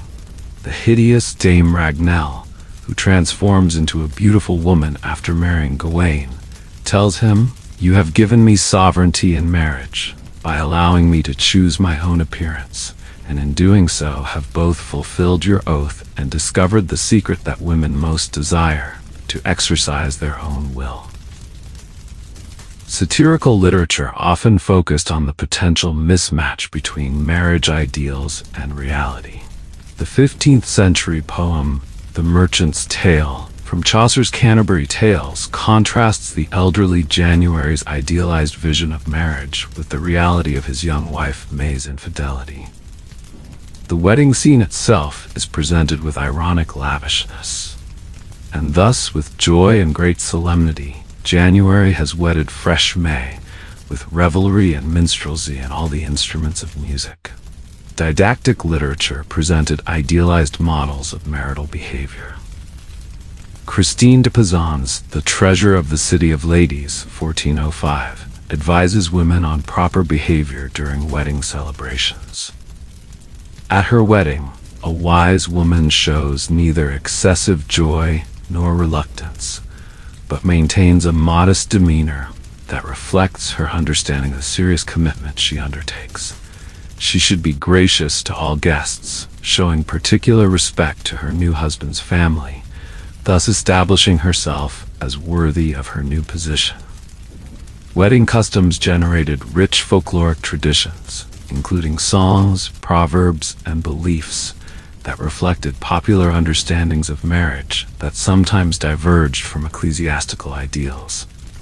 Wedding songs often combine celebration with practical or ribald advice for the newlyweds. A 15th century English wedding song, preserved in the manuscript Sloane 2593, advises, "Bring home the bride with joy and mirth, for many hands make light work. A year from now, a cradle will rock. God send you good fortune in the marriage bed." Such songs reflected community involvement in establishing and supporting the new household. Proverbial wisdom about marriage and wedding timing abounded in popular culture. The 15th century collection of French proverbs compiled by Jean Miellot includes numerous marriage-related sayings, including, "Marry in May, rue the day," reflecting beliefs about unlucky wedding months, and "better to be well wedded than richly dressed for the wedding," emphasizing substance over ceremony. Folk beliefs surrounding wedding ceremonies often involved magical thinking about ensuring fertility, prosperity, or marital harmony. A German folk tradition recorded in the 15th century held that if it rains on the wedding day, the marriage will bring many tears. If the sun shines, it will bring prosperity, and if snow falls, wealth will come to the couple as numerous as snowflakes. These popular traditions existed alongside official church teachings, sometimes complementing them and sometimes existing in tension with ecclesiastical ideals. They reveal how marriage was understood not just as a religious sacrament or legal contract, but as a vital community event with implications for social harmony and continuity.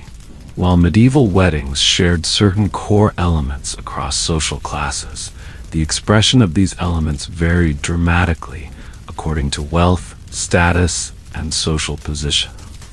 Examining these variations reveals how wedding customs both reflected and reinforced social hierarchies.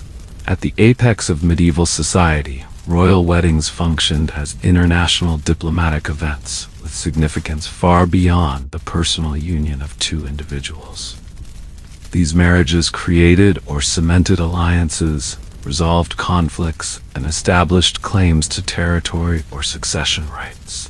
The negotiations preceding royal marriages could span years and involve multiple diplomatic missions. When Henry V of England married Catherine of Valois in 1420, the marriage was part of the Treaty of Troyes, which temporarily resolved the 100 Years' War and recognized Henry as heir to the French throne. The chronicler Enguerrand de Monstrelet described the wedding as not merely the union of two persons, but the joining of two kingdoms long at war. Royal wedding ceremonies were elaborate performances of power, designed to impress both domestic and international audiences.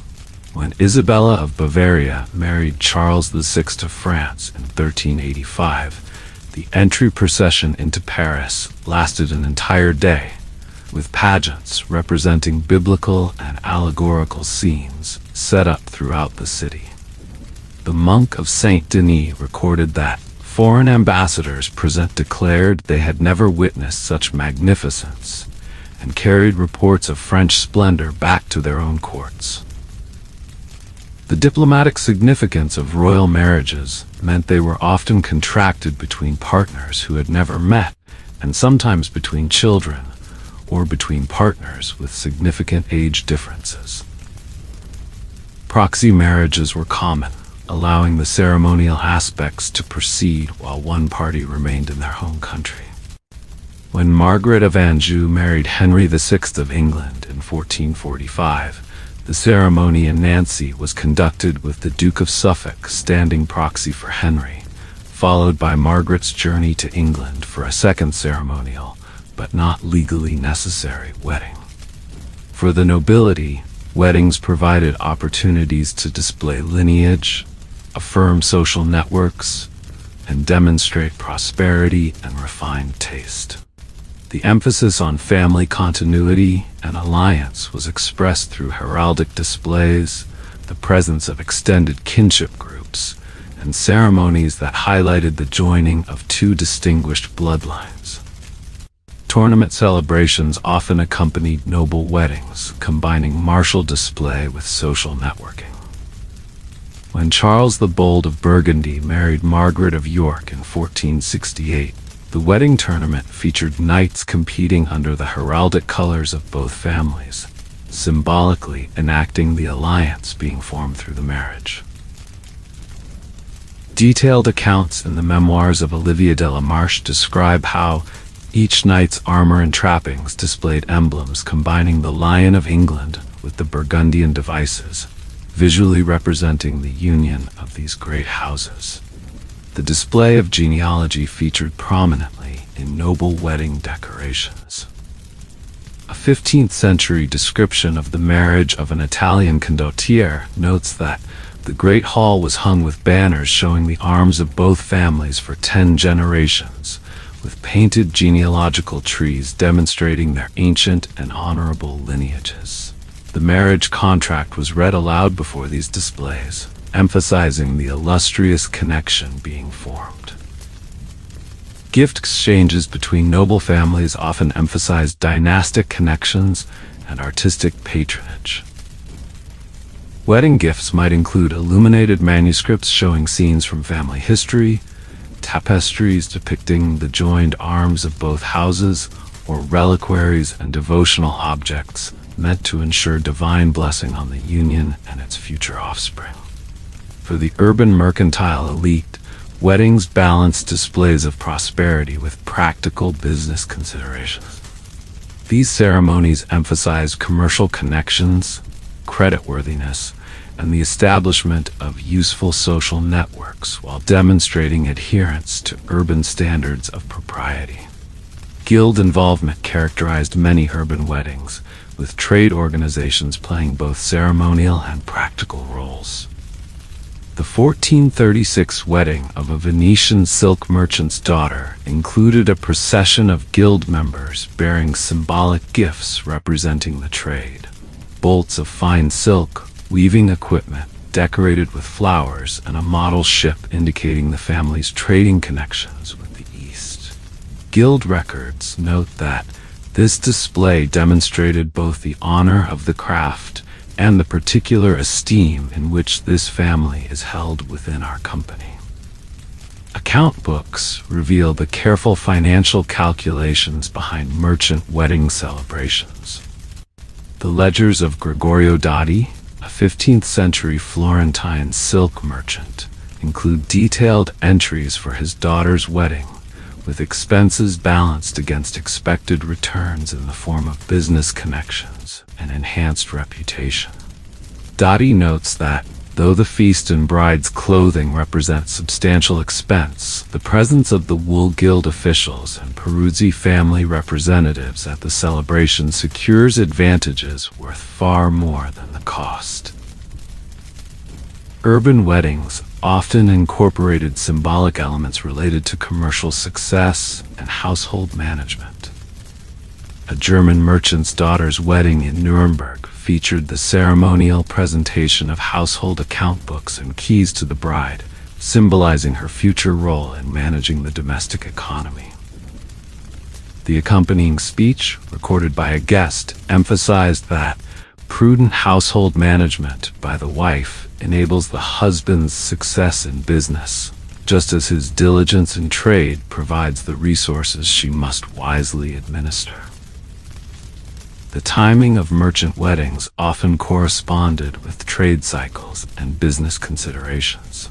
Venetian marriage records show a concentration of merchant weddings in the periods between major trading voyages, allowing the celebrations to occur when business partners and associates were in the city rather than traveling for commerce. For skilled artisans and urban workers, weddings balanced celebration with economic pragmatism. These ceremonies emphasized the couple's integration into the productive community while establishing their new household as an economic unit within the urban economy. Workshop participation in artisan weddings created distinctive occupational traditions. A 15th century account from Bruges describes how, when the cooper's daughter married, the groom was required to craft a perfect barrel before the assembled guild members on the morning of the wedding. When he completed this task successfully, the master coopers processed with him to the bride's home, carrying the barrel decorated with flowers, which later served to hold wine at the wedding feast. The practical household gifts that characterized artisan weddings reflected their focus on establishing a functioning economic unit. Guild records from 15th century York note that for a carpenter's wedding, fellow craftsmen presented tools for his trade and furnishings for the new home, including a workbench, bed frame, and dining table, all crafted by their own hands as a demonstration of both their skill and their welcome to the new household within the community of woodworkers. Urban regulations sometimes imposed different standards on artisan weddings compared to those of merchants or patricians. The town council of Nuremberg specified in 1485 that craftsmen may invite no more than 20 guests to their wedding feasts, may serve no more than 3 dishes, and may employ no more than 2 musicians, these limitations being appropriate to their station and necessary to prevent the depletion of resources needed for their workshops. Despite these limitations, artisan weddings often included distinctive creative elements related to their crafts. When a master glazier married in 15th century Brussels, his workshop created a special stained glass panel depicting the couple, which was first displayed at the wedding feast and later installed in the parish church, simultaneously celebrating the marriage, advertising the workshop's skill, and securing spiritual commemoration. For the rural majority, weddings emphasize community participation, agricultural symbolism, and practical establishment of a viable household. These celebrations were integrated into the agricultural calendar and often maintained the strongest connections to pre-Christian traditions. Seasonal timing was particularly important for peasant weddings. Most occurred after harvest, when food was abundant and agricultural work less pressing. Parish records from 15th century English villages show concentrations of marriages in October and November after harvest, and in January and February before Lenten prohibitions and spring planting. A Suffolk manor court noted that Thomas and Agnes were granted permission to marry after Michaelmas, when the harvest obligations to the manor had been fulfilled. Community participation took distinctive forms in rural weddings. The custom of bride wain or bride ale, where neighbors contributed food, drink, and household necessities to the new couple, created reciprocal obligations within the village community. A 15th century manor court record from Yorkshire mentions that John Miller is fined for refusing to contribute to the bride ale of William Carter's daughter, despite having received support at his own daughter's wedding the previous year. Agricultural fertility symbols permeated rural wedding customs. The 15th century rural preacher Gottschalk Hollen complained that peasants scatter grain over the bride as she enters the church and place wheat sheaves around the marriage bed, customs that recall pagan fertility rites rather than Christian matrimony, though they claim these practices ensure prosperity for the new household. Practical demonstration of household skills sometimes formed part of rural wedding traditions. In parts of Germany, the bride was required to bake bread for the wedding feast, while in northern English villages, the groom might be expected to demonstrate plowing or woodcutting skills. These customs symbolically confirmed the couple's ability to maintain a productive household within the agricultural economy. The material culture surrounding medieval weddings, particularly food, clothing, and commemorative objects, provides insight into both the celebratory nature of these occasions and their social significance. The wedding feast represented the culmination of wedding celebrations and typically constituted the largest expenditure associated with the ceremony.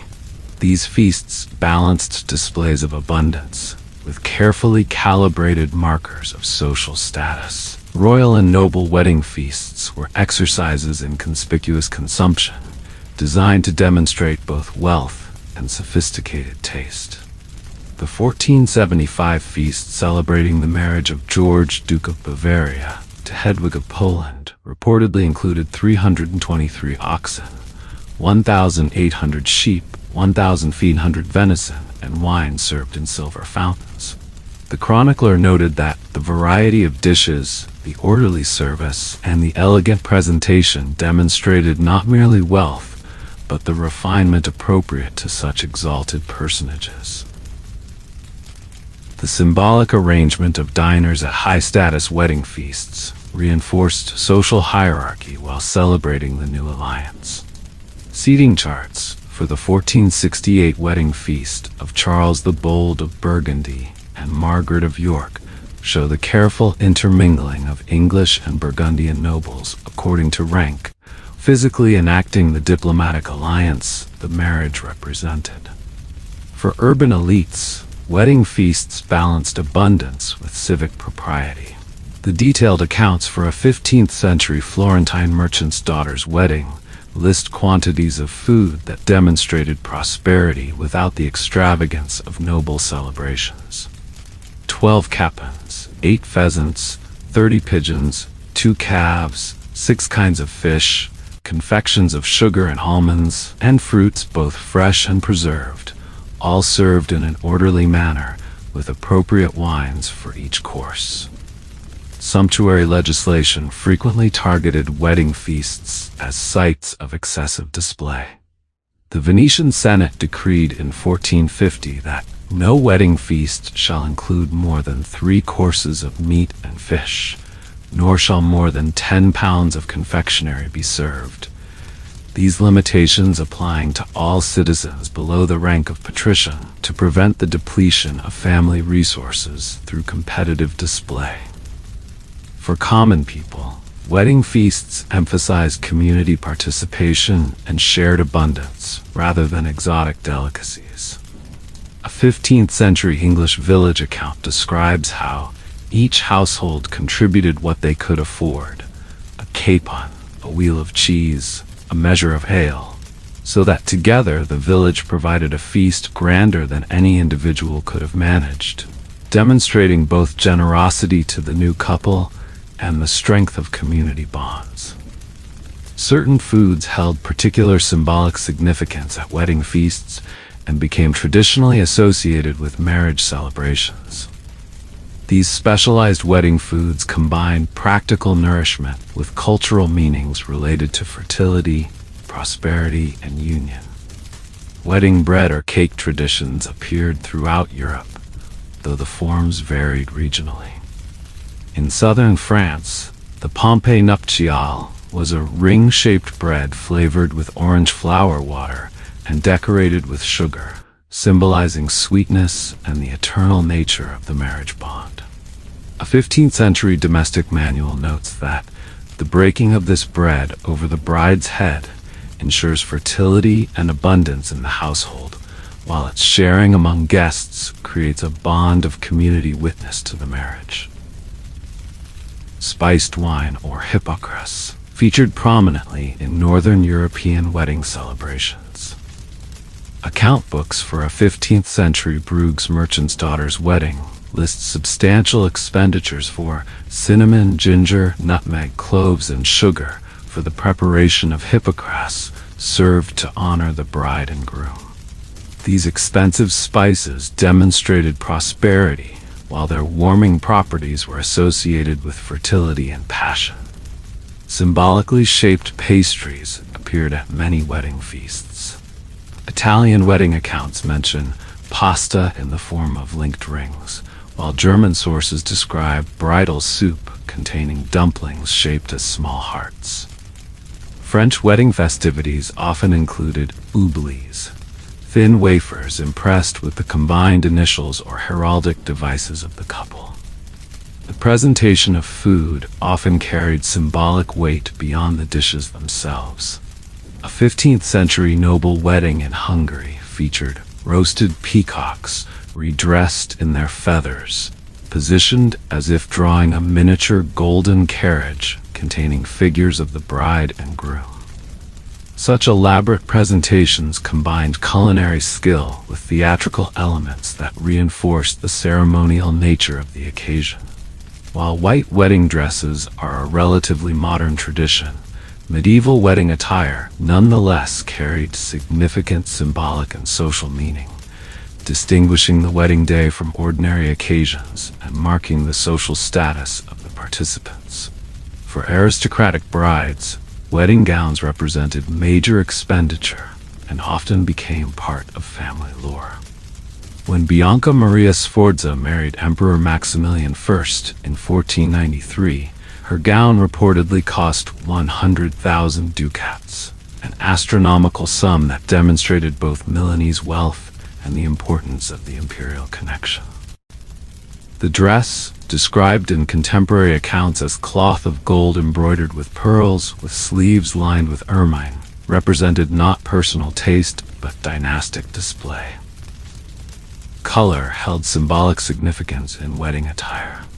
Blue, associated with the Virgin Mary and fidelity, was a popular choice for high-status brides.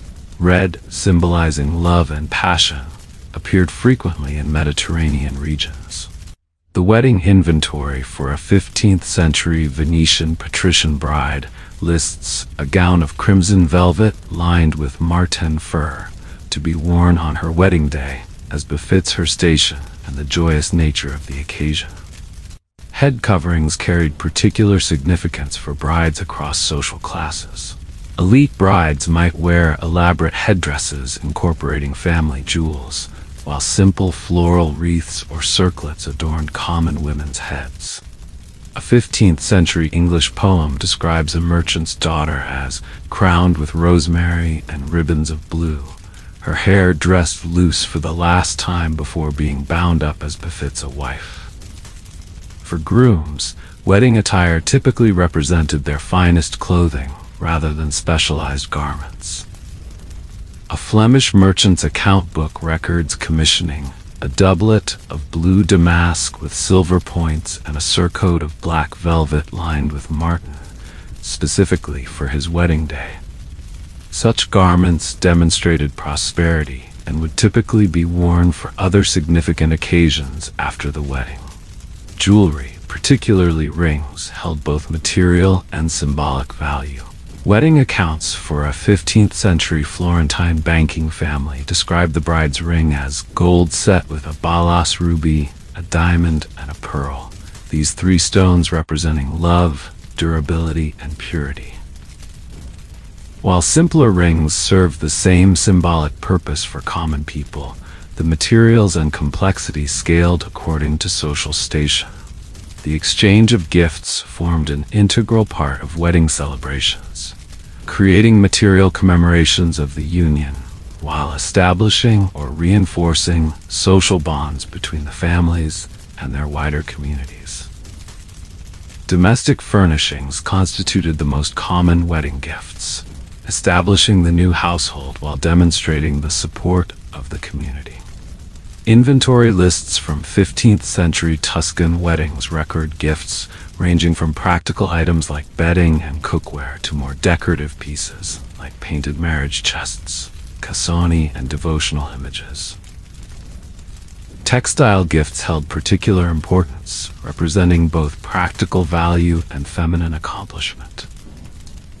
A 15th century noblewoman's letter describes sending 12 napkins of fine linen, embroidered with the combined arms of both families, as a wedding gift to a cousin, noting that these were worked by my own hands over the past year, making them a more personal token than purchased goods.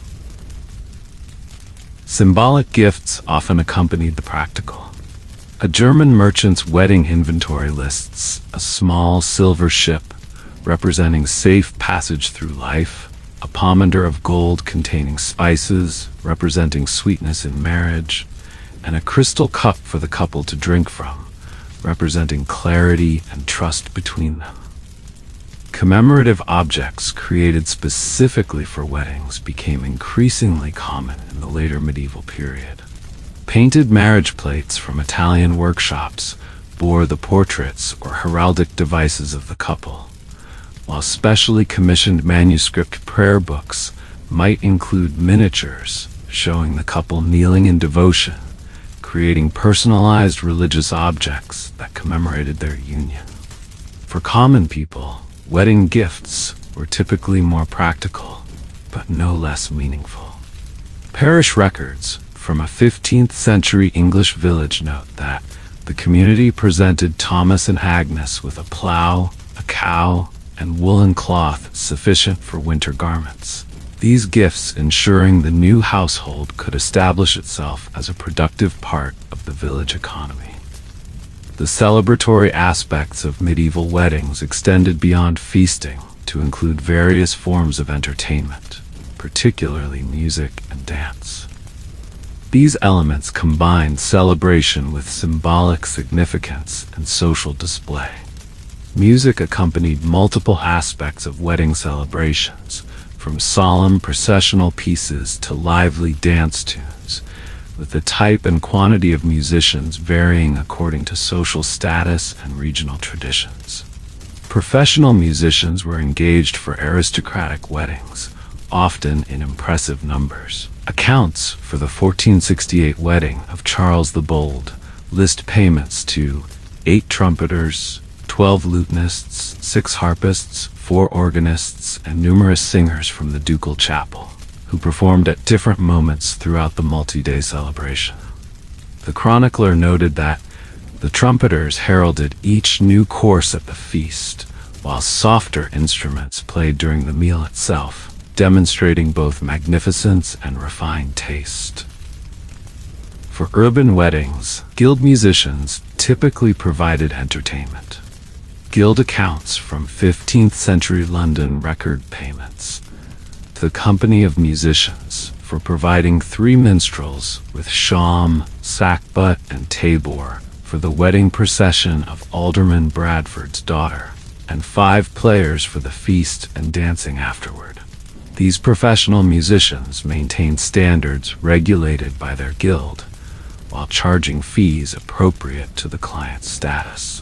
Even modest rural weddings typically included some musical elements, often provided by semi-professional village musicians. A 15th century English court case mentions John Harper, who plays fiddle at village weddings and festivals for payment in food and drink rather than coin. Such musicians maintained traditional repertoires of dance tunes and ceremonial pieces specific to wedding celebrations. The musical genres associated with weddings included both sacred and secular elements. A 15th century Italian wedding featured solemn motets during the church ceremony, stately pavans for the procession through the city, and lively saltarelli for the dancing that followed the feast. This progression from sacred to increasingly secular and energetic music mirrored the wedding day's movement from formal ceremony to celebration. Dance constituted an essential element of wedding celebrations across all social classes, though the forms varied from courtly choreographed performances to traditional village circle dances.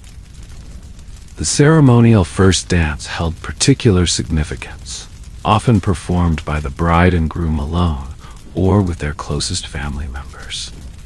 A 15th century Italian dance manual describes the corolla matrimoniale as a stately processional dance performed by the newlywed couple, followed by their parents and attendants, moving in patterns that symbolize the joining of 2 families into one harmonious whole. Courtly weddings might include elaborate choreographed dances performed by noble guests. The 1475 wedding of Costanzo Sforza and Camilla d'Aragona featured a balletto representing the triumph of love, performed by 16 nobles dressed as classical deities. The court chronicler described how these figures moved in intricate patterns, creating living tableaux that honored the couple while displaying the cultural sophistication of the Sforza court. Regional traditional dances featured prominently in common people's weddings. A 15th century Provençal account describes a village wedding where, after the feast, the entire community joined in the farandole, a chain dance led by the groom, which wound through the village streets and drew in participants of all ages, symbolizing the integration of the new couple into the community. Certain dances held specific symbolic associations with weddings. The torch dance, documented in various forms across Europe, involved the ceremonial passing of lit torches or candles between dancers.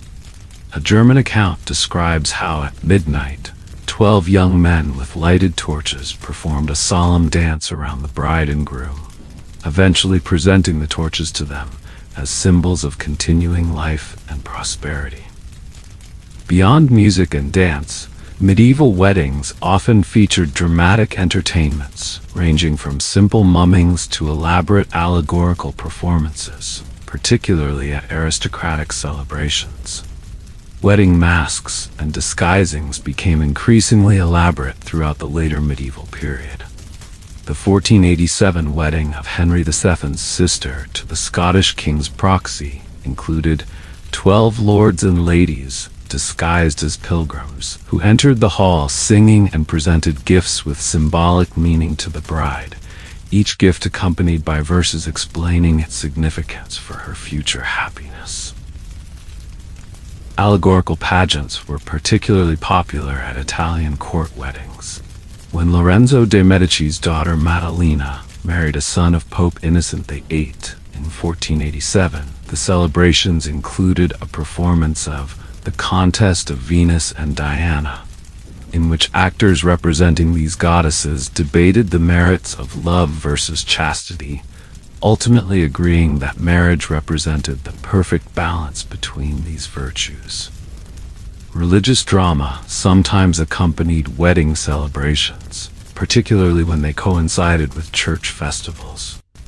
A 15th century French town record notes payment for a staging of the marriage at Cana miracle play, performed in the market square following the wedding of the mayor's daughter, serving both as entertainment for the wedding guests and as edification for the townspeople. For common people, less formal dramatic elements still featured in wedding celebrations.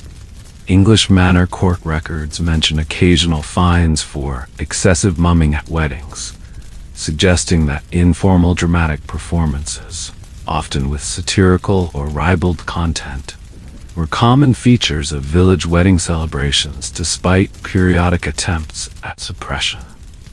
Playful competition formed another aspect of wedding entertainment, particularly for men seeking to demonstrate physical prowess, or for communities engaging in ritualized contests between the families of bride and groom. Tournament competitions frequently accompanied aristocratic weddings, combining martial display with entertainment.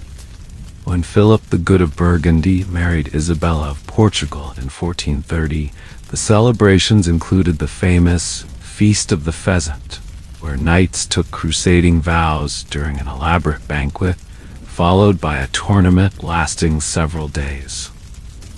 Such martial displays affirmed chivalric values while providing entertainment for the assembled guests. Urban weddings sometimes included competitions specific to the couple's guild or profession. A German account describes how, at the wedding of a master archer's son, guests competed in a special shooting contest, with the bride presenting a garland to the winner. The groom himself was forbidden to compete, as his victory would be expected and therefore without merit, while his defeat would be considered an ill omen. Village weddings often featured traditional games with symbolic fertility associations. A 15th century English bishop's complaint mentions the unseemly custom wherein young men race to catch a ribbon from the bride's dress, the winner being assured good fortune in his own future marriage. Similar customs included competitions to retrieve objects thrown by the bride, or contests between representatives of the bride's and groom's families. Playful, ransom traditions appeared in various forms across Europe. In parts of France, the bride would be ceremonially kidnapped during the feast, requiring the groom to locate her and offer payment, typically wine for the abductors, for her return. A similar custom in German regions involved guests stealing the bride's shoe, which the groom had to redeem with drinks for the thief and assembled company.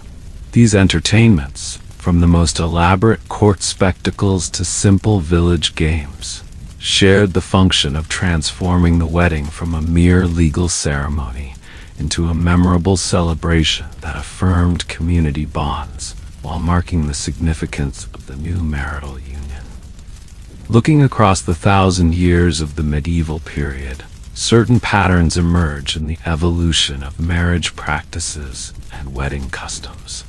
These developments reflect broader social, religious, and cultural changes while maintaining certain fundamental continuities.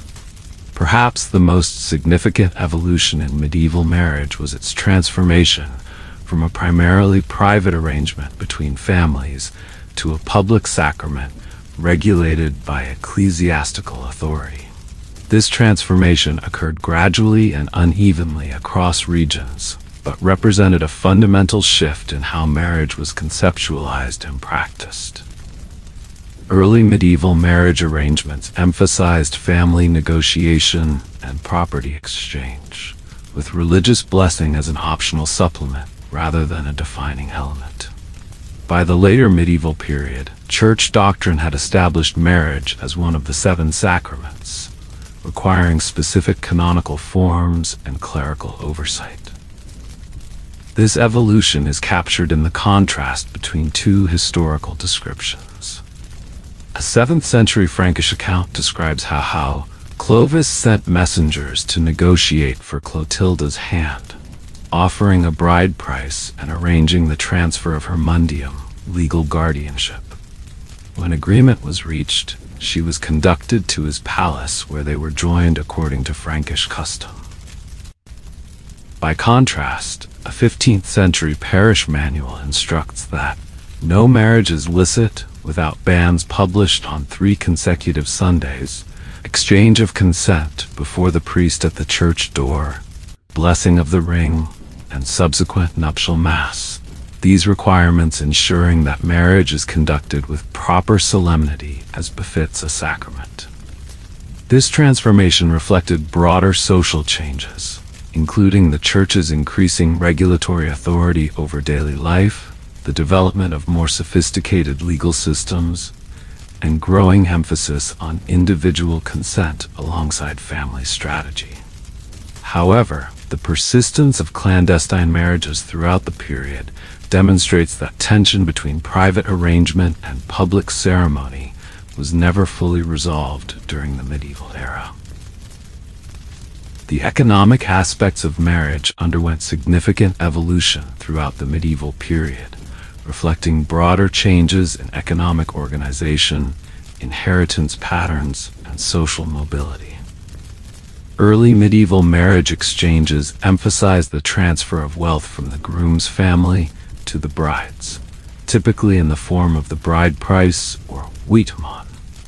By the later medieval period, particularly in urban settings, this pattern had largely reversed, with dowry, wealth transferred from the bride's family, becoming the dominant form of marital exchange. This shift reflected changing conceptions of family property and women's relationship to it. As historian Georges Duby observed, the evolution from bride price to dowry represented not simply a reversal in the direction of property flow, but a fundamental reconceptualization of marriage as establishing a new household rather than compensating the bride's family for her transfer. Regional variations in inheritance and property systems created distinctive patterns of marital exchange.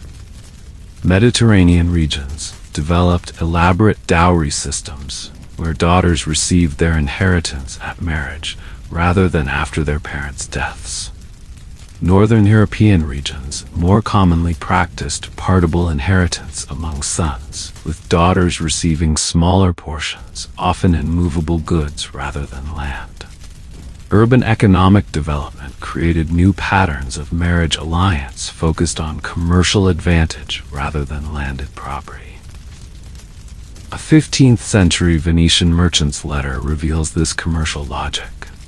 The marriage of my daughter to Giovanni Marcello's son joins our business interests in the Levant trade, securing preferential access to his family's shipping while providing his son with a share in our silk importation privileges, an arrangement advantageous to both houses. Despite these evolutions, the fundamental conception of marriage as an economic partnership persisted throughout the period. From peasant households jointly working the land to merchant families combining commercial resources, the economic dimension of marriage remained central to its social function across all classes. Throughout the medieval period, significant regional variations in marriage practices persisted despite the homogenizing influences of church regulation and cultural exchange. These variations reflected different inheritance systems, family structures, and cultural traditions. Mediterranean regions, particularly Italy, developed distinctive patterns characterized by patrilineal extended households, substantial dowries, and elaborate public ceremonies marking the transfer of the bride.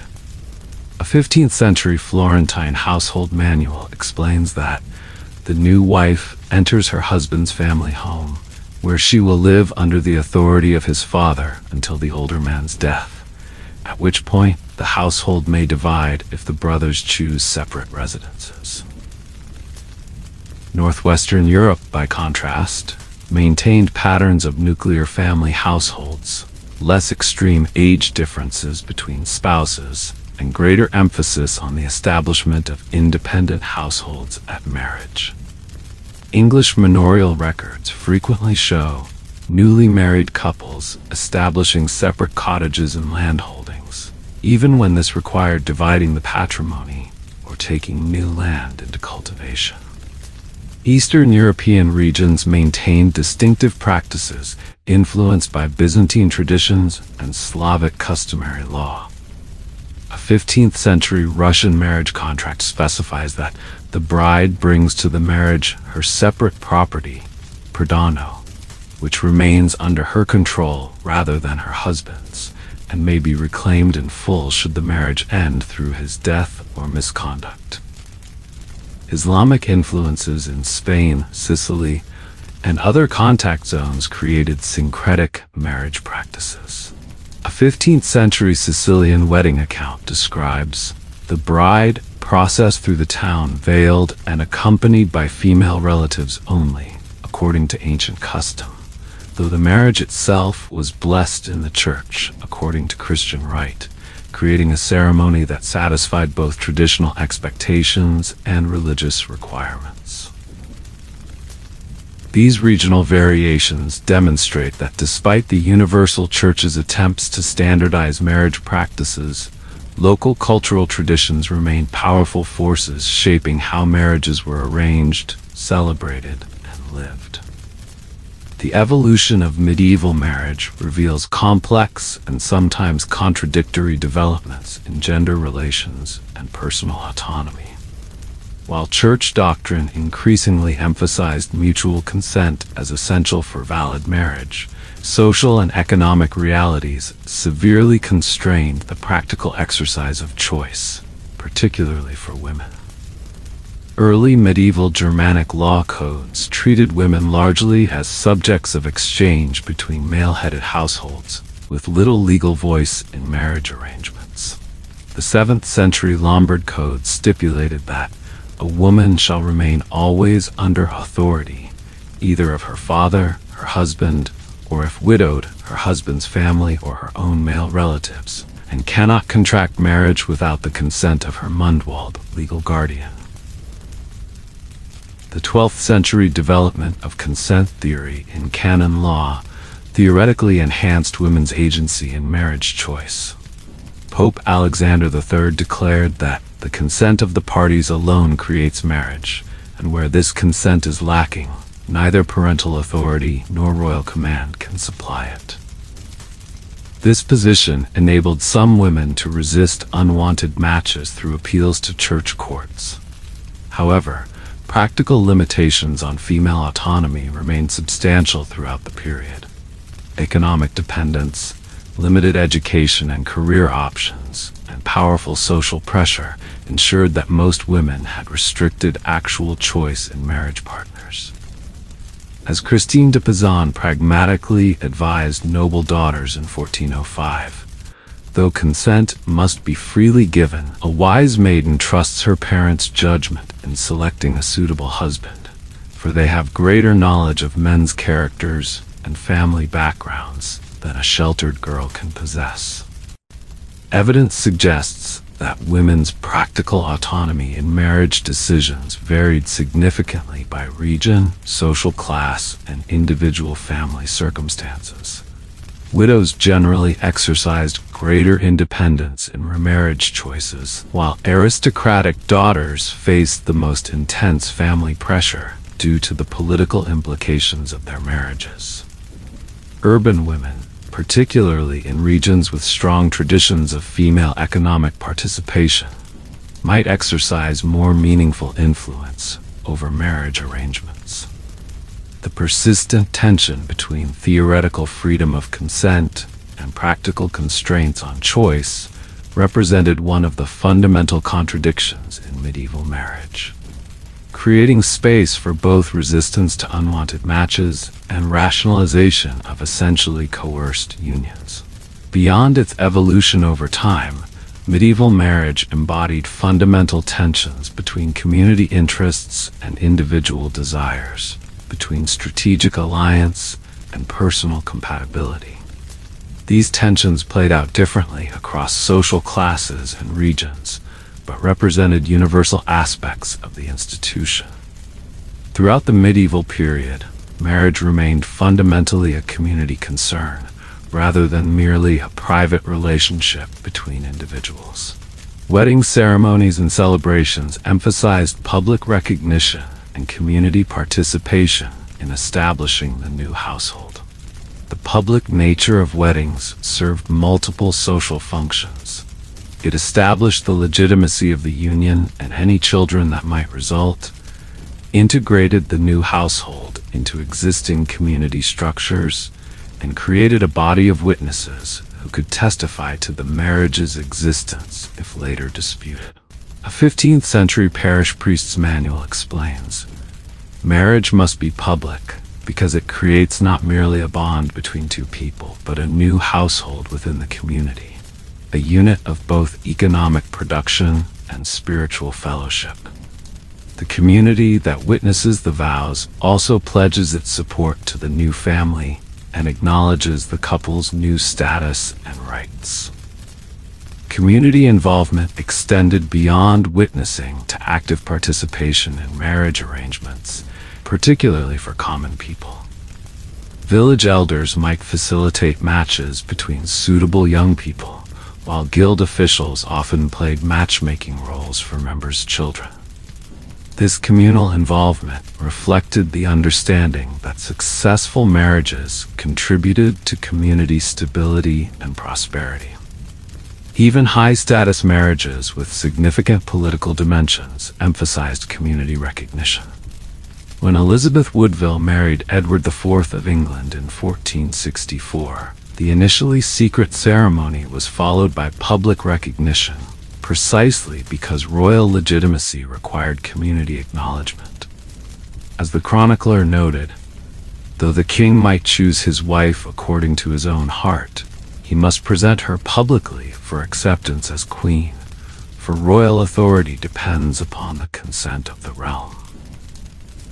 Despite the communal nature of medieval marriage, Evidence throughout the period reveals the existence of personal preference, emotional attachment, and individual agency within the constraints of social expectations.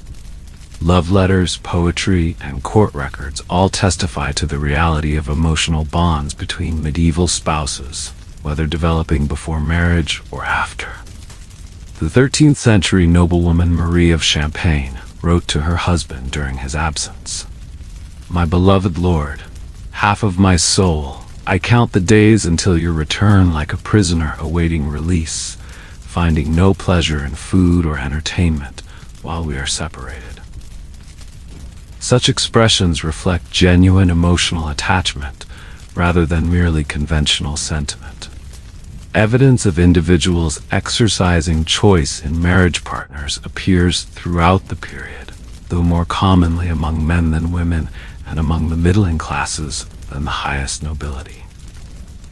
The Paston letters include John Paston III's statement that, "I mean myself to marry where my heart is set and nowhere else, though I might do better from a worldly perspective," reflecting the tension between strategic advantage and personal preference. Church courts heard numerous cases involving couples who had married clandestinely against family wishes, indicating that some individuals were willing to defy social expectations to marry partners of their choice. A 15th century York consistory court record describes how Joan and Thomas, having been forbidden to marry by her father due to Thomas's insufficient property, exchanged vows secretly in the parish church early one morning with only the reluctant priest and two friends as witnesses. Medieval literature increasingly explored themes of romantic love and marriage choice, particularly from the 12th century onward. While works like Tristan and Isolde typically presented love and marriage as in conflict, others like Chrétien de Troyes, Eric, and Enide attempted to reconcile romantic attachment with marital obligation, reflecting evolving cultural attitudes toward emotional bonds within marriage. The autobiographical Book of Marjorie Kempe, dictated by its protagonist in the early 15th century, offers a remarkable case study of one medieval marriage that evolved from conventional arrangement to unusual spiritual partnership. Marjorie married John Kempe, a burgess of Lynn, around 1393 in a conventional match arranged by their families. She describes their early marriage in pragmatic terms. "He was ever a good man to her, and she had with him many fair children. They lived together many years, she being occupied with brewing and other such worldly matters as many others do." After a mystical religious experience following the birth of her first child, Marjorie's relationship with her husband underwent dramatic transformation. Her increasing religious devotion led her to seek a celibate marriage, a request her husband initially refused. She records their negotiation, and when she asked her husband that she might live chaste with him, he would not grant her request, but said she was his wife and he would have his will with her. Eventually, after years of tension and negotiation, John consented to a celibate marriage, allowing Marjorie to pursue her spiritual vocation, including pilgrimages and public religious expression that brought her considerable community criticism. She notes that, afterward, he made a vow of chastity, and then they both ate and drank together in great gladness of spirit. Marjorie's account reveals both the constraints of medieval marriage and the possibility for relationships to evolve beyond conventional expectations. While beginning as a typical economic partnership, the Kempes marriage ultimately accommodated Marjorie's unusual spiritual path while maintaining mutual support and companionship, an individual adaptation within the framework of medieval marriage institutions. Throughout its variations and evolutions, medieval marriage served as a fundamental social anchor, establishing individuals' place within community structures and providing a framework for interpreting social relationships. For the aristocracy, marriage created the kinship networks that structured political alliances and power relationships. The 14th century Catalan chronicler Ramon Muntaner observed that through marriage alliances, enemies become friends, distant kingdoms are bound together, and ancient feuds are reconciled. A strategic marriage accomplishes more than 10 years of warfare. For urban communities, marriage guilds, organizations of married members of particular crafts, created overlapping networks of professional and familial relationships that structured social interactions. Guild records from 15th century brews note that the wives of guild members shall assist each other in childbirth, illness, and household management, extending the brotherhood of the craft into a true community of families. For rural communities, marriage established legitimate access to community resources and defined household participation in collective obligations. English manorial customs specified that only a properly married tenant shall have rights to common pasture, for only a stable household headed by husband and wife can fulfill the obligations of harvest labor, watch duty, and other services required of community members.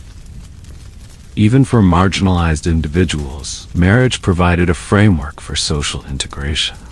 A 15th century Italian city ordinance concerning former prostitutes notes that those who marry legitimately and establish respectable households may be readmitted to ordinary society, their past offenses forgiven in light of their current honorable status as wives.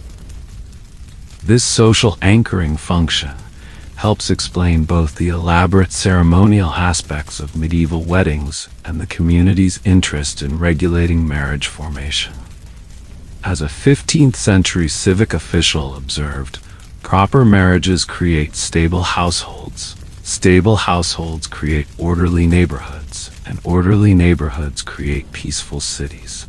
Therefore, the regulation of marriage is a matter of public concern rather than merely private arrangement. Many elements of contemporary Western wedding traditions have direct medieval origins, representing remarkable continuity across centuries of social change. Other aspects show how medieval practices have been transformed, abandoned, or reinterpreted to suit modern sensibilities. Numerous specific ceremonial elements of modern weddings can be traced directly to medieval practices, though sometimes with shifted meanings or emphasis. The white wedding dress, often considered an ancient tradition, actually became standardized only in the 19th century. Medieval brides wore their best clothing in various colors, with blue symbolizing purity and red symbolizing love and fertility, particularly popular. However, the ceremonial significance of special wedding attire was firmly established in medieval practice, with brides across social classes wearing distinctive clothing that marked the occasion's importance. The wedding ring's placement on the fourth finger of the left hand follows medieval practice based on the belief that a vein, the vena amoris, or vein of love, ran directly from this finger to the heart. A 13th century liturgical manual explains, the ring is placed on the fourth finger because ancient physicians discovered a vein there that runs directly to the heart, thus symbolizing how the love pledged in marriage should reach the very center of both parties. The exchange of vows at the entrance to the church rather than inside, a practice maintained in some traditional ceremonies, derives from the medieval custom of conducting the legally essential exchange of consent at the church door, where maximum community witnessing was possible. Though most modern ceremonies take place entirely within the worship space, the traditional procession up the aisle echoes this historical movement from public legal ceremony to sacred blessing. The concept of giving away the bride, though reinterpreted in modern contexts, directly continues the medieval symbolism of transferring responsibility from father to husband. What originated as a literal transfer of legal authority has been maintained as a ceremonial element, though now typically understood as representing family blessing rather than change of ownership. Other aspects of medieval wedding practice have been significantly transformed or abandoned in modern ceremonies, reflecting changed social conditions and values. The integration of legal and religious elements has been largely reversed in modern practice. Medieval weddings combined legal contract, exchange of consent, with optional religious blessing. Modern Western practice typically separates civil marriage, performed by government officials, from optional religious ceremonies. This separation would have seemed foreign to medieval participants, for whom the religious and social dimensions of marriage were inseparable. Family arrangement of marriages has been largely replaced by individual choice in modern Western practice. While medieval canon law emphasized the necessity of consent, in practice, most marriages involve significant family negotiation and arrangement. Modern emphasis on romantic love as the primary basis for marriage represents a significant departure from medieval priorities, where compatibility, economic advantage, and family alliance typically took precedence. The economic dimensions of marriage have been significantly de-emphasized in modern ceremonial practice. While property arrangements remain legally important, they are typically handled separately from the wedding ceremony itself. Medieval weddings explicitly incorporated economic elements. Public statements about dowry, mourning gifts, or property arrangements that would seem inappropriately mercenary in modern celebrations. The community witnessing function has diminished in legal significance while being maintained as ceremonial tradition. Medieval weddings required community witnesses to establish the marriage's validity. Modern marriages are legally established through government documentation, regardless of how many witnesses attend the ceremony. The continued importance of having wedding guests represents cultural continuity despite this changed legal status. Some couples and communities have deliberately revived or reinterpreted medieval wedding elements, adapting historical practices to contemporary sensibilities. Medieval-themed weddings have become a recognizable subset of contemporary wedding styles, incorporating elements like hand-fasting ceremonies, period-inspired attire, traditional music, and feast foods based on historical recipes.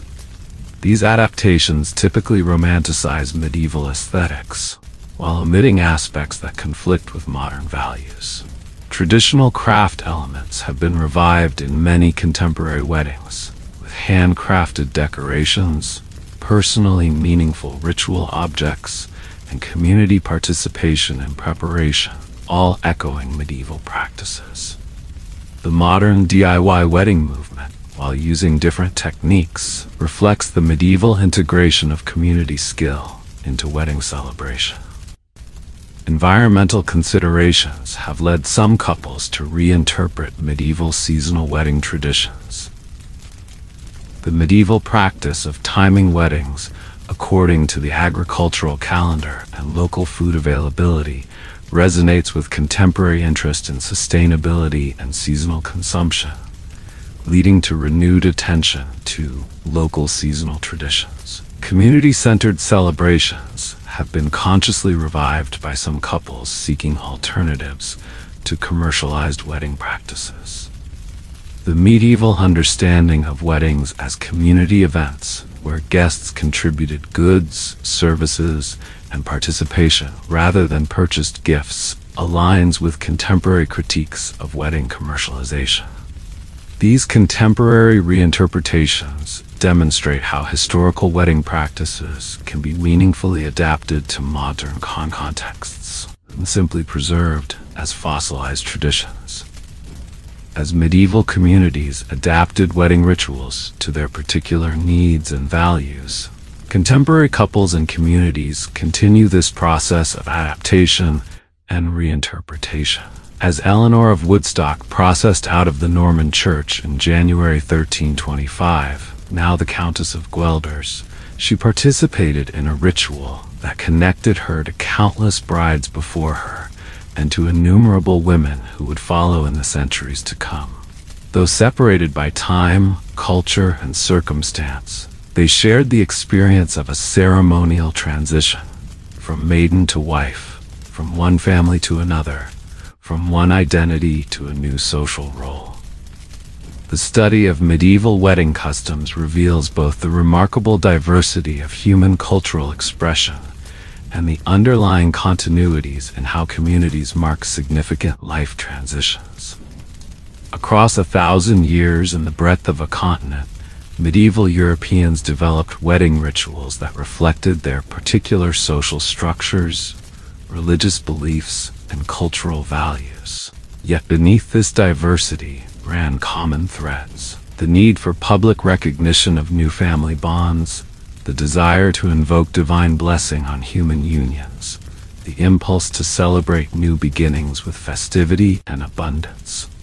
These wedding ceremonies, whether conducted with imperial splendor or rustic simplicity, served multiple functions simultaneously.